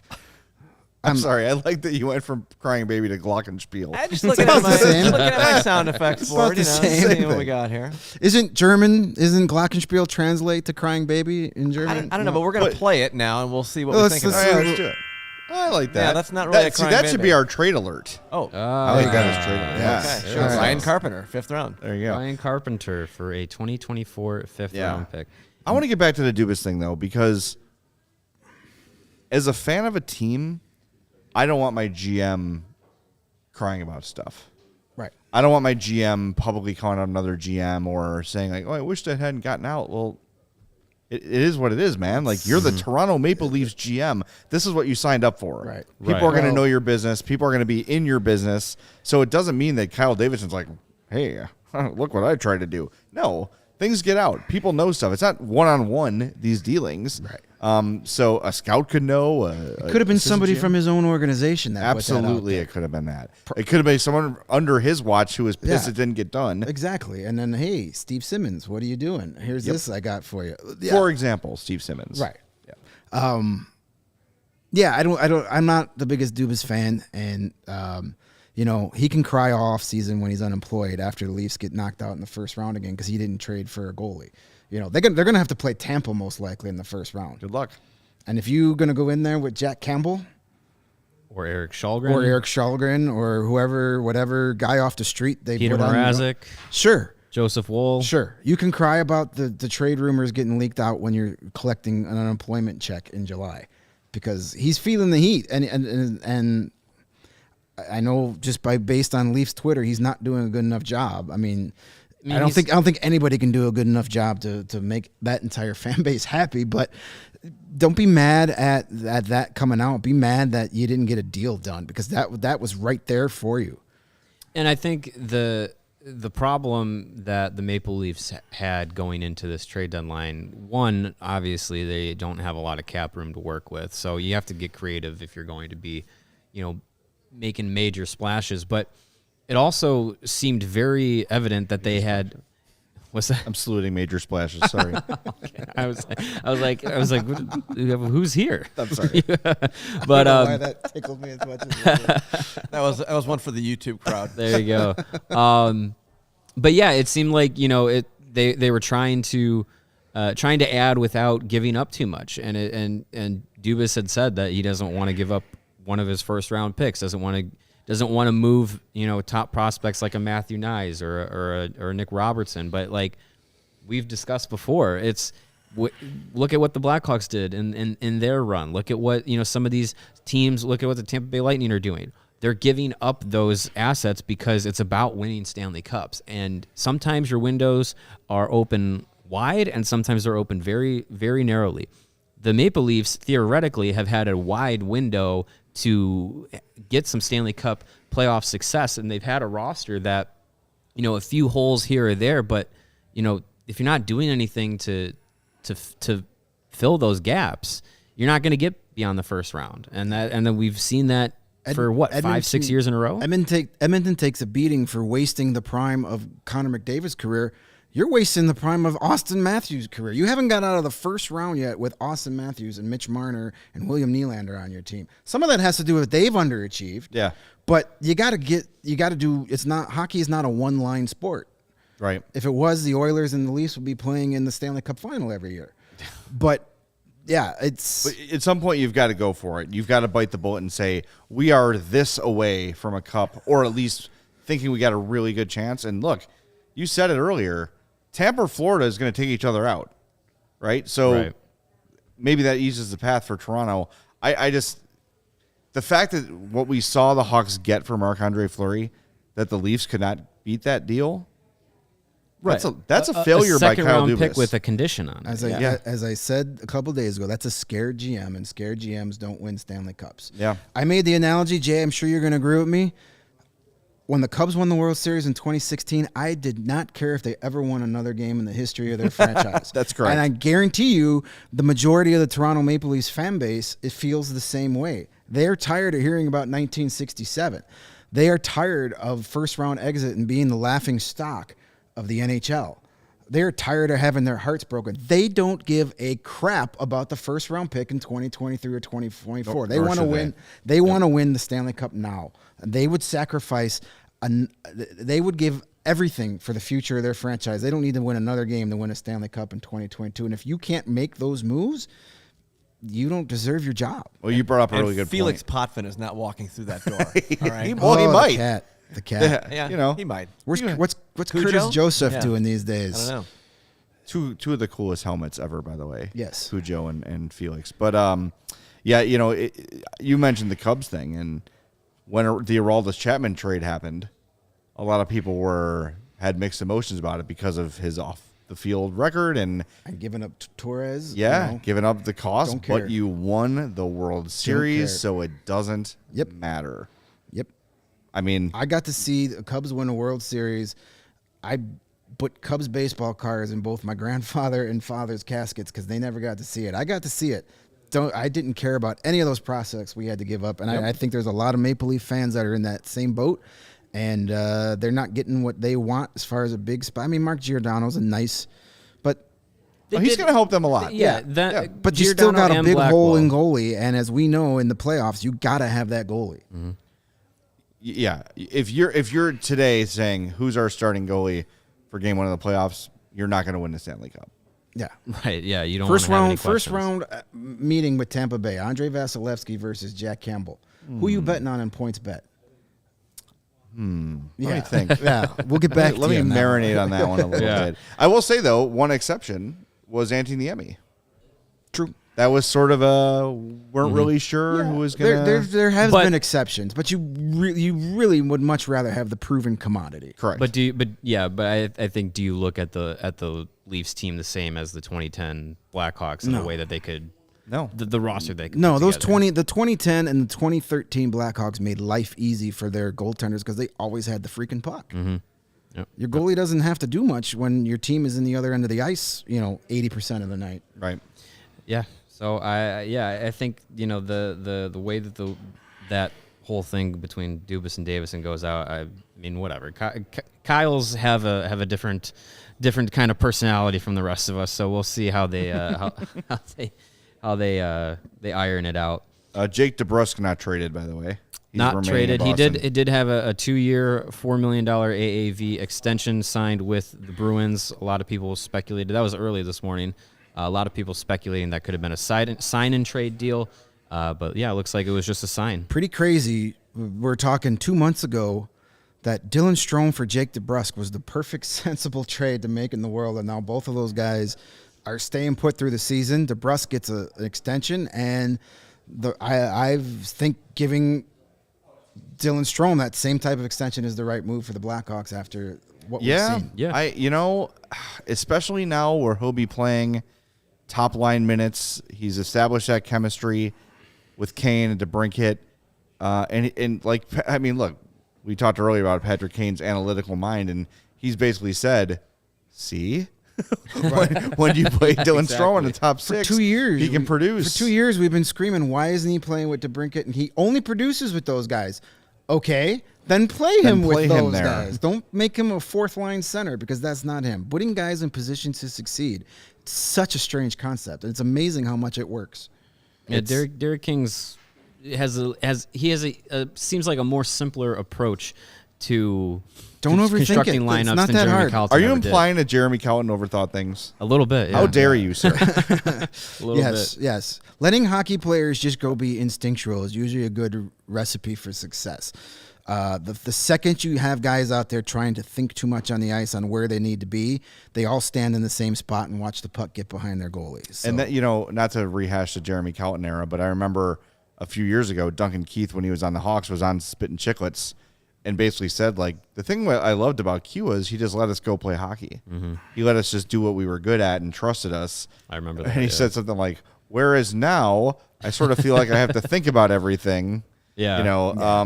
making professional athletes think is never the best strategy. It's just let not them be it's- instinctual. It's On not or rocket off the science. ice. Yeah. Let them know. Let people do what they're good at and call it a day. Yeah. Well, we talk a lot about PointsBet on here, and we've talked about our bets before and how they've impacted our lives and our bank accounts. We have another sponsor that has joined us. Athletic Greens has another impact on our life and on our gut health. They've come on as a sponsor, and they've got a product that they're very proud of. It's their AG1 formula. I've been using it since they've come on, and it's definitely been an impact on my daily energy. Their AG1 formula is designed to improve your gut health, optimize your immune system, and give you more natural energy. 1 scoop of that, and you are absorbing 75 high-quality vitamins, minerals, whole food source superfoods, probiotics, and adaptogens to help start your day right. And it's good for all different kinds of diets, whether it's gluten-free, dairy-free, vegan, paleo, keto, whatever it is. AG1, you are clear for takeoff. It's easy to incorporate into your life, no matter how busy you might be. It's a small once-a-day habit with big benefits. And right now, it's time to reclaim your health and arm your immune system with convenient daily nutrition. It's just 1 scoop in a cup of water every day. No need for a million different pills and supplements to look out for your health. And to make it easy, Athletic Greens is going to give a free 1-year supply of immune-supporting vitamin D and 5 free travel packs with your first purchase. All you have to do is visit athleticgreens.com/CHGO Blackhawks. Again, that is athleticgreens.com/CHGO Blackhawks, and take ownership over your health and pick up the ultimate daily nutritional insurance. Want to get a few moves here that are coming in as we get now 30 minutes after the trade deadline. A couple more moves going. From Detroit to Texas, Vladislav Nemesnikov is going to say that Stars. name 3 times fast. Vladislav Nemesnikov. In exchange for a 4th-round pick. As you guys said, Jake DeBrusk is staying in Boston.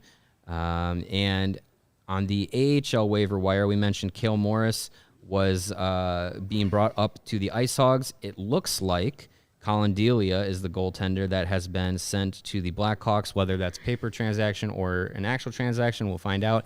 I think it's probably going to be the actual transaction. Yeah, that makes sense. Given that, as far as we know so far, 30 minutes after the deadline, they have not acquired any goaltenders. So that'll be good to see Delia back in the NHL. Him and Lankinen will be probably competing for a contract. I feel like the Peaches and Herbs song, Reunited. It feels so good. They were quite the tandem for the IceHogs. Now they get to finish out the season.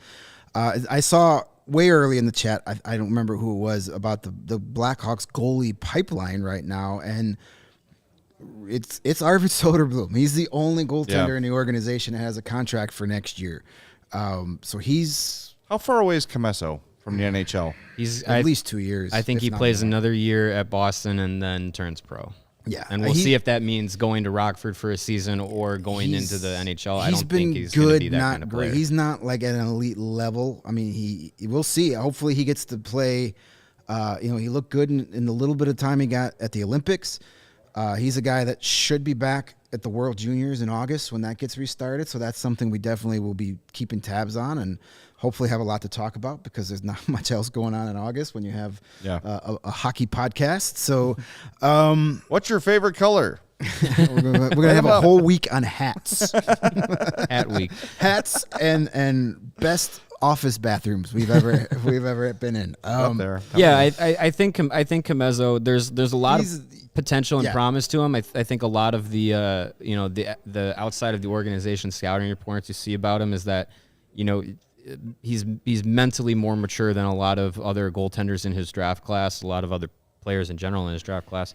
So that's good to see. But yeah, I think he's going to have another year in college, maybe 2. Yeah. And then, because part of his deal is probably seeing how the Blackhawks handled their goaltending situation. If what incentive does he have to come out and turn pro a year early if he's going to be buried? Right. If it's more beneficial to him and his development to stay another 2 years at Boston, and play it out that way, and then come to the organization, whether it's the IceHogs or the Blackhawks, I think will remain to be seen. I think development is one thing that this front office is going to do a little bit differently than the last. Thank God. Just look how long it took Corey Crawford to finally get to the NHL, and that paid off pretty well last time I checked. So there's no reason to even start discussing Drew Comesso in the NHL for another 2 to 3 seasons. So or until August when we have that whole week of the Drew Comesso week. right. Until he wins gold at the WJC this year. Delia getting another shot. I think that guy, he's been a kind of a fan favorite. He got let's be honest. He got screwed last year with the whole taxi squad. He lost a full season He essentially. got screwed with the taxi squad, he got screwed with the acquisition of Marc-Andre Fleury. Right. He got screwed with the acquisition of Robin Lehner. Yeah, he really has gotten the short end. And I of the feel stick. bad for the guy because he's a great guy. He's a great guy. He's been my time in Rockford. I always loved it when they brought him out because you knew you were going to get a good quote. You were going to get an honest quote from him. He was very honest last year when he went down to Rockford for a little conditioning stint.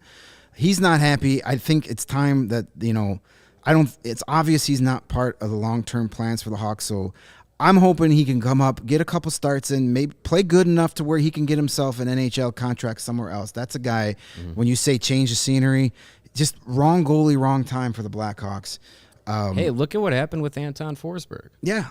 Yep. I mean, you Same could thing. have a situation where you go somewhere else, get an opportunity, and you finally get to and goalies develop differently than Absolutely. every other Jack player. Campbell is another guy. Yeah. Jack Campbell is a former first-round pick, bounced around for a couple teams, finally gets to Toronto. So yeah, Delia, I don't think he's going to be an unrestricted free agent at the end of this year. I think his time with the Blackhawks I can't see him coming back. Lankinen needs a new contract. This is his time to prove that he should get one. Definitely, if he gives us more starts like we saw against the Minnesota Wild over the weekend, then that helps his you case, yeah. bring him back for a couple of years. This is the time to find out. And then Soderblom is the only guy. I like him a lot. I've seen a lot of his games in Rockford. He's been a guy that's been under fire a lot, kept them in a lot of games. I want him to be the main guy down there. So this is a situation that actually helps him because now with Delia up with the Blackhawks, Soderblom's going to be the guy. They were essentially switching off starts between him and Delia and Rockford. Soderblom's a guy that's kind of come out of nowhere where he wasn't on a lot of radars heading into this season, but he's been very good.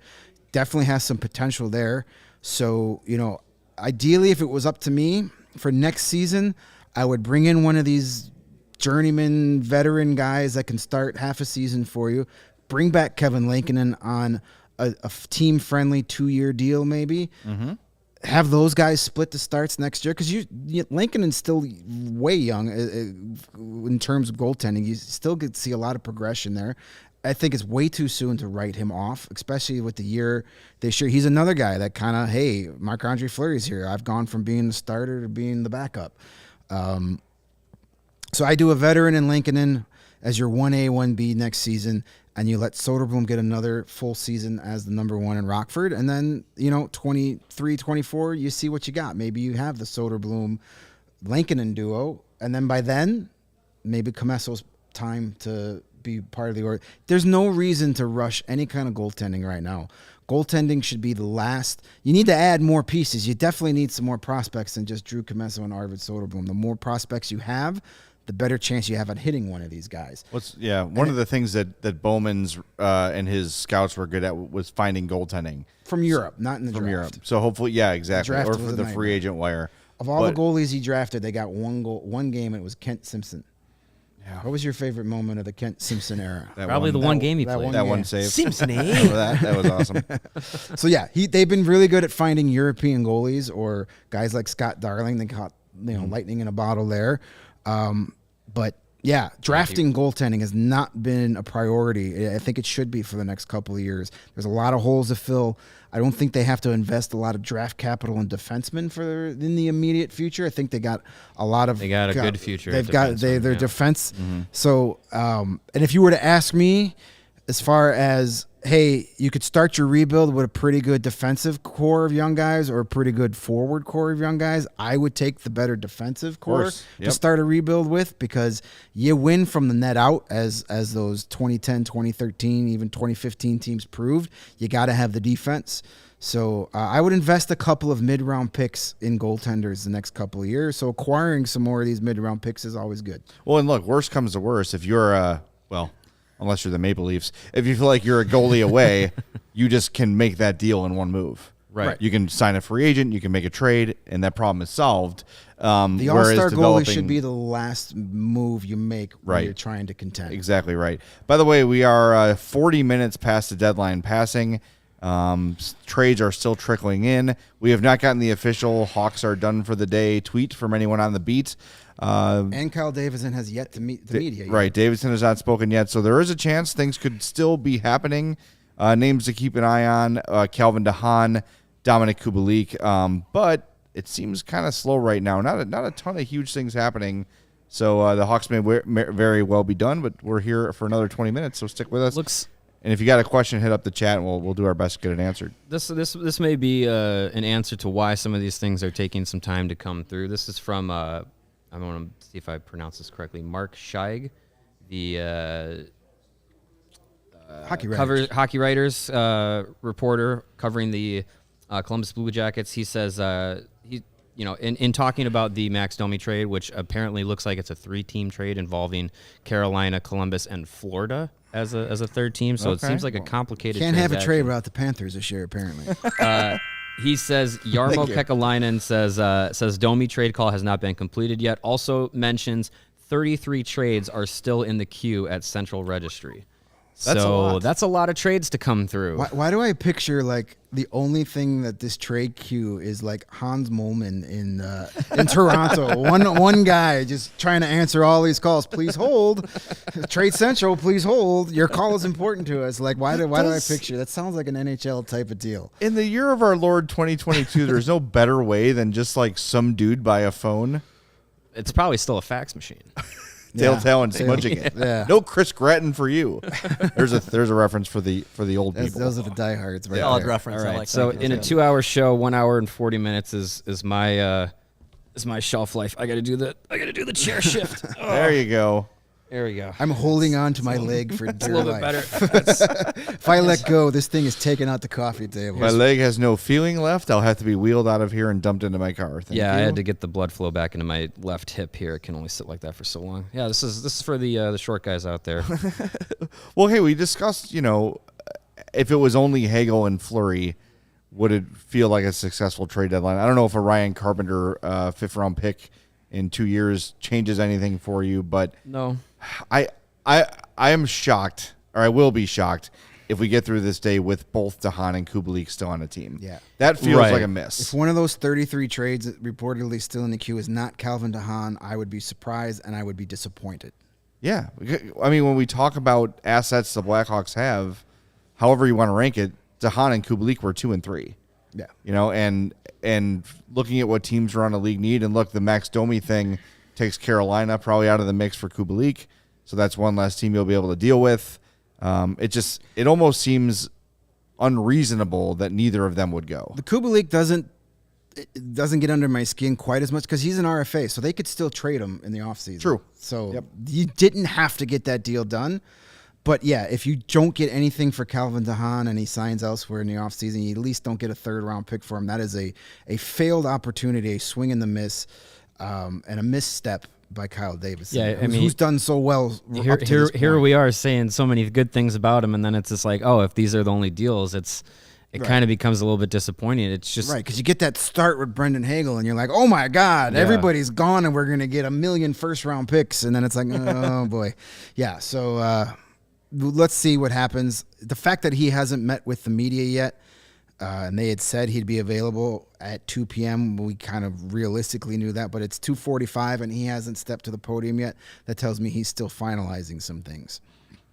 Yeah, let's hope so. An update to the Pittsburgh acquisition of Ricard Raquel. They will be sending Zach Aston Reese, Dominic Simone, a prospect yet to be named, and a 2022 2nd-round pick back to Anaheim just for Ricard Raquel. Trade call not yet done, according to Bob McKenzie, but that is that's what, two roster players, a 2nd-round pick, and a prospect.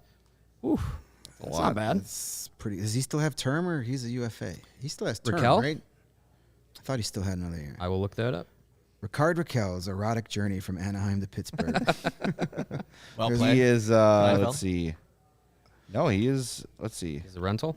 Yeah, looks like a rental to No, me. that's a hefty cost. He is a rental. That's a hefty cost for a guy that's pretty much underachieved the last season and a half. But Okay.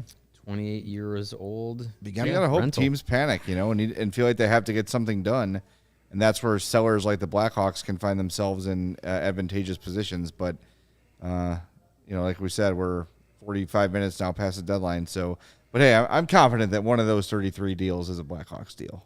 I would think so. Even if it's just one deal per team, that's at least one more more coming back from them. Guys in the chat, I just wanted a couple questions coming through. This one from Nate. He Nate's says, been active. What prospects do you guys want to see before the end of the year, now that we're at that point? I want to see Wyatt Kalynuk back up. I don't want to see Reichel. No, I Don't agree. burn that year. Let him just stay down there and dominate. I agree. Yeah, I mean, Well, as many of those, he can still play 4 more games. He's played 5. He can still play 4. Yeah, Give him a That's game. Yeah, I agree with the Kalynuk. Ian Mitchell has been fantastic in Rockford, but he's another guy that, hey, maybe let him still do what he's doing. This season has been huge for his development. I think he was a guy that got too much too soon last season. Yeah. And they're handling that right. They've handled Lucas Reichel correctly so far. I hate to break it to Nate, and thank you for all your questions, Nate. You've been awesome in the chat. There's not a whole lot to be like, hey, Yeah. I can't wait for this guy to get up. We touched a little bit last night about a guy like Andre Altabamarkian, Michael Tepley. They've had really good seasons with the IceHogs. Maybe reward them with a game or two at the NHL level.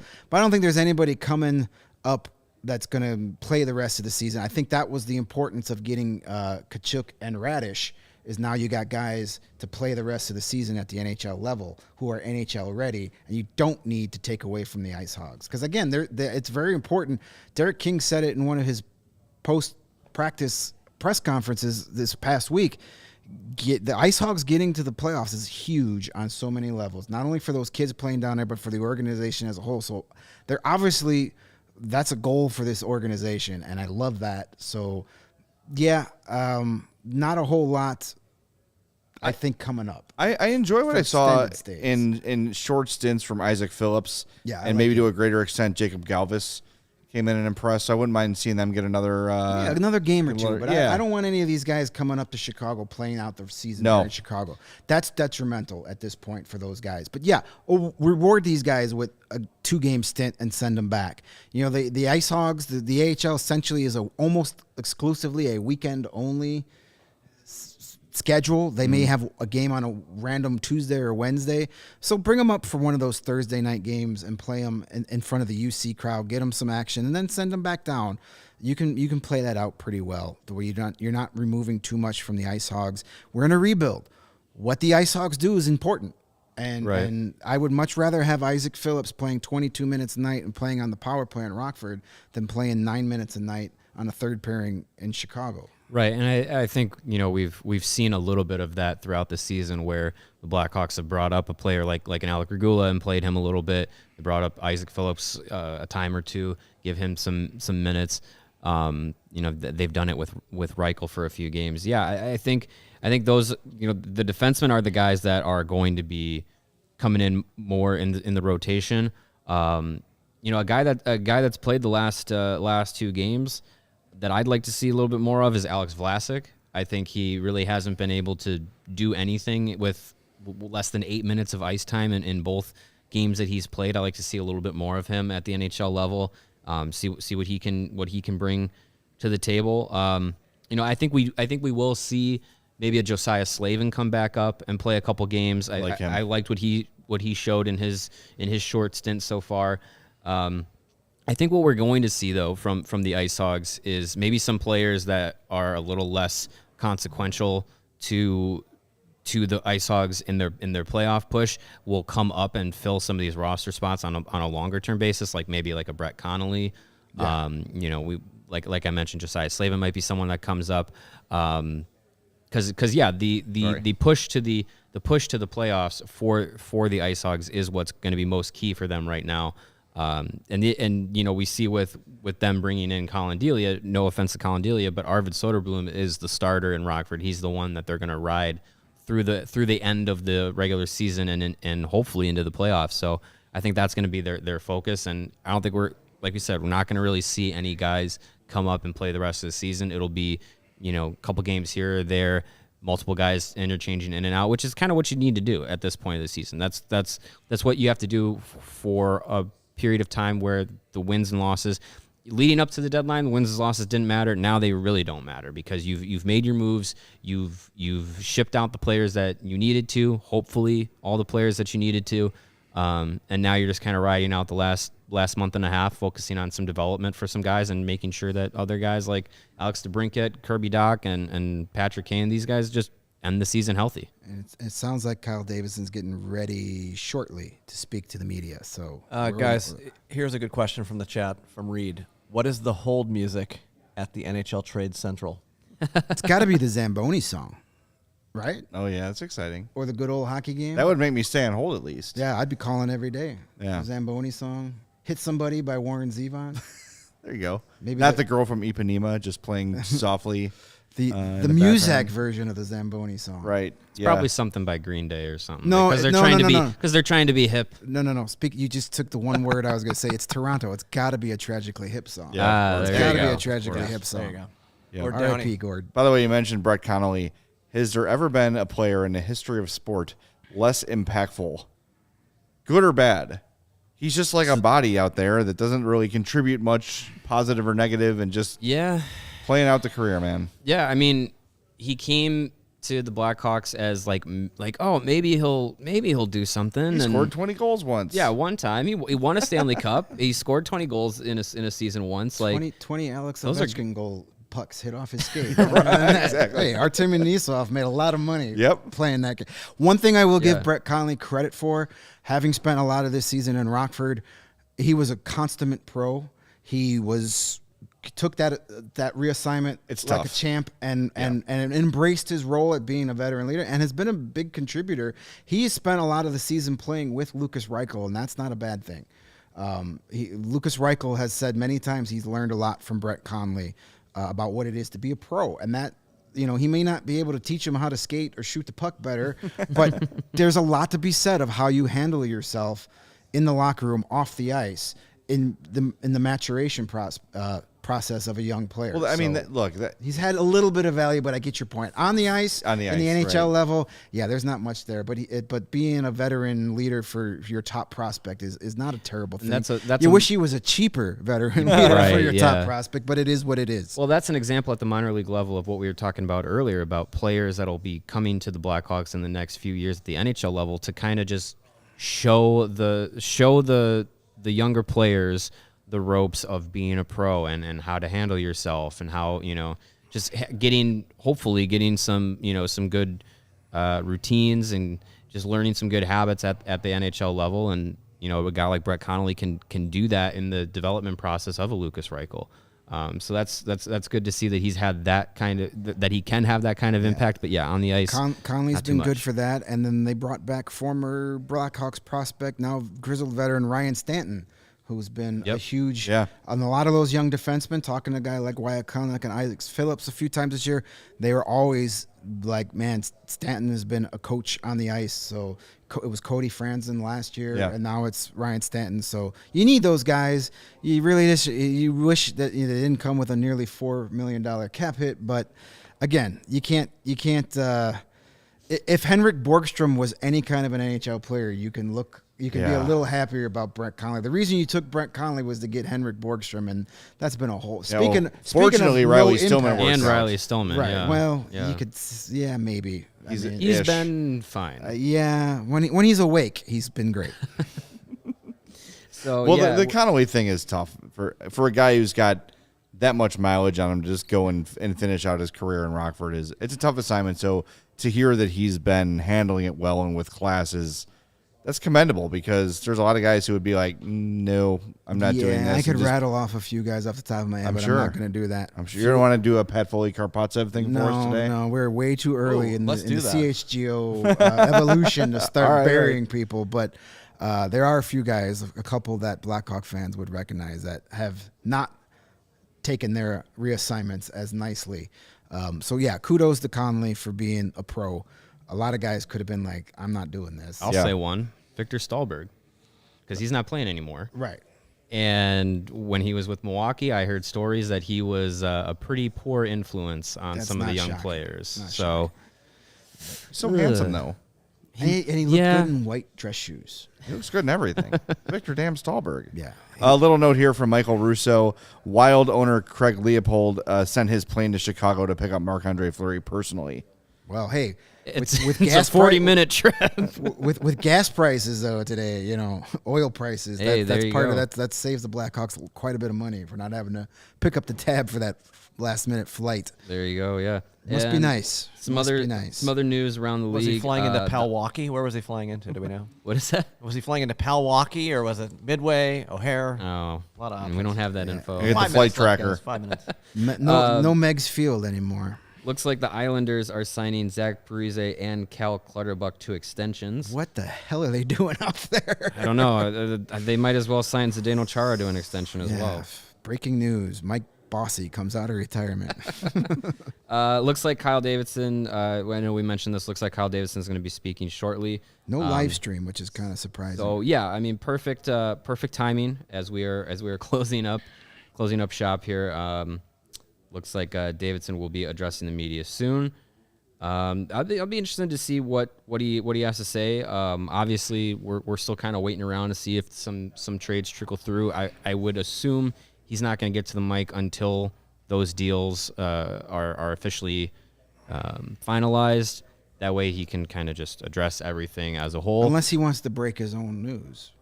I guess he could. That'd be a power move right there. Breaking news per my source. Me. We also did this. We've acquired. He might just come out and do like a WWE style rant against Dubas too. Oh, I'd love that. Let me tell you something, brother. Hell yeah, brother. It's not my fault you couldn't pull off the trade.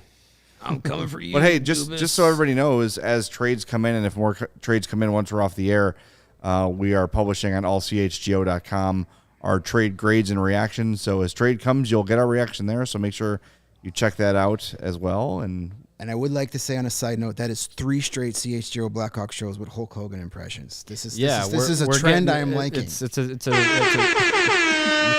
Hogan hat trick, You brother. can never have too many Hulk Hogan impressions. all right, brother. Davidson is currently addressing the media. I have a photo from Ben Pope of Kyle Davidson at a table. There is a microphone and recorders on said table. So it's happening. That's a lonely looking Davidson. No tie. He's Did you been get him a working hard. tablecloth?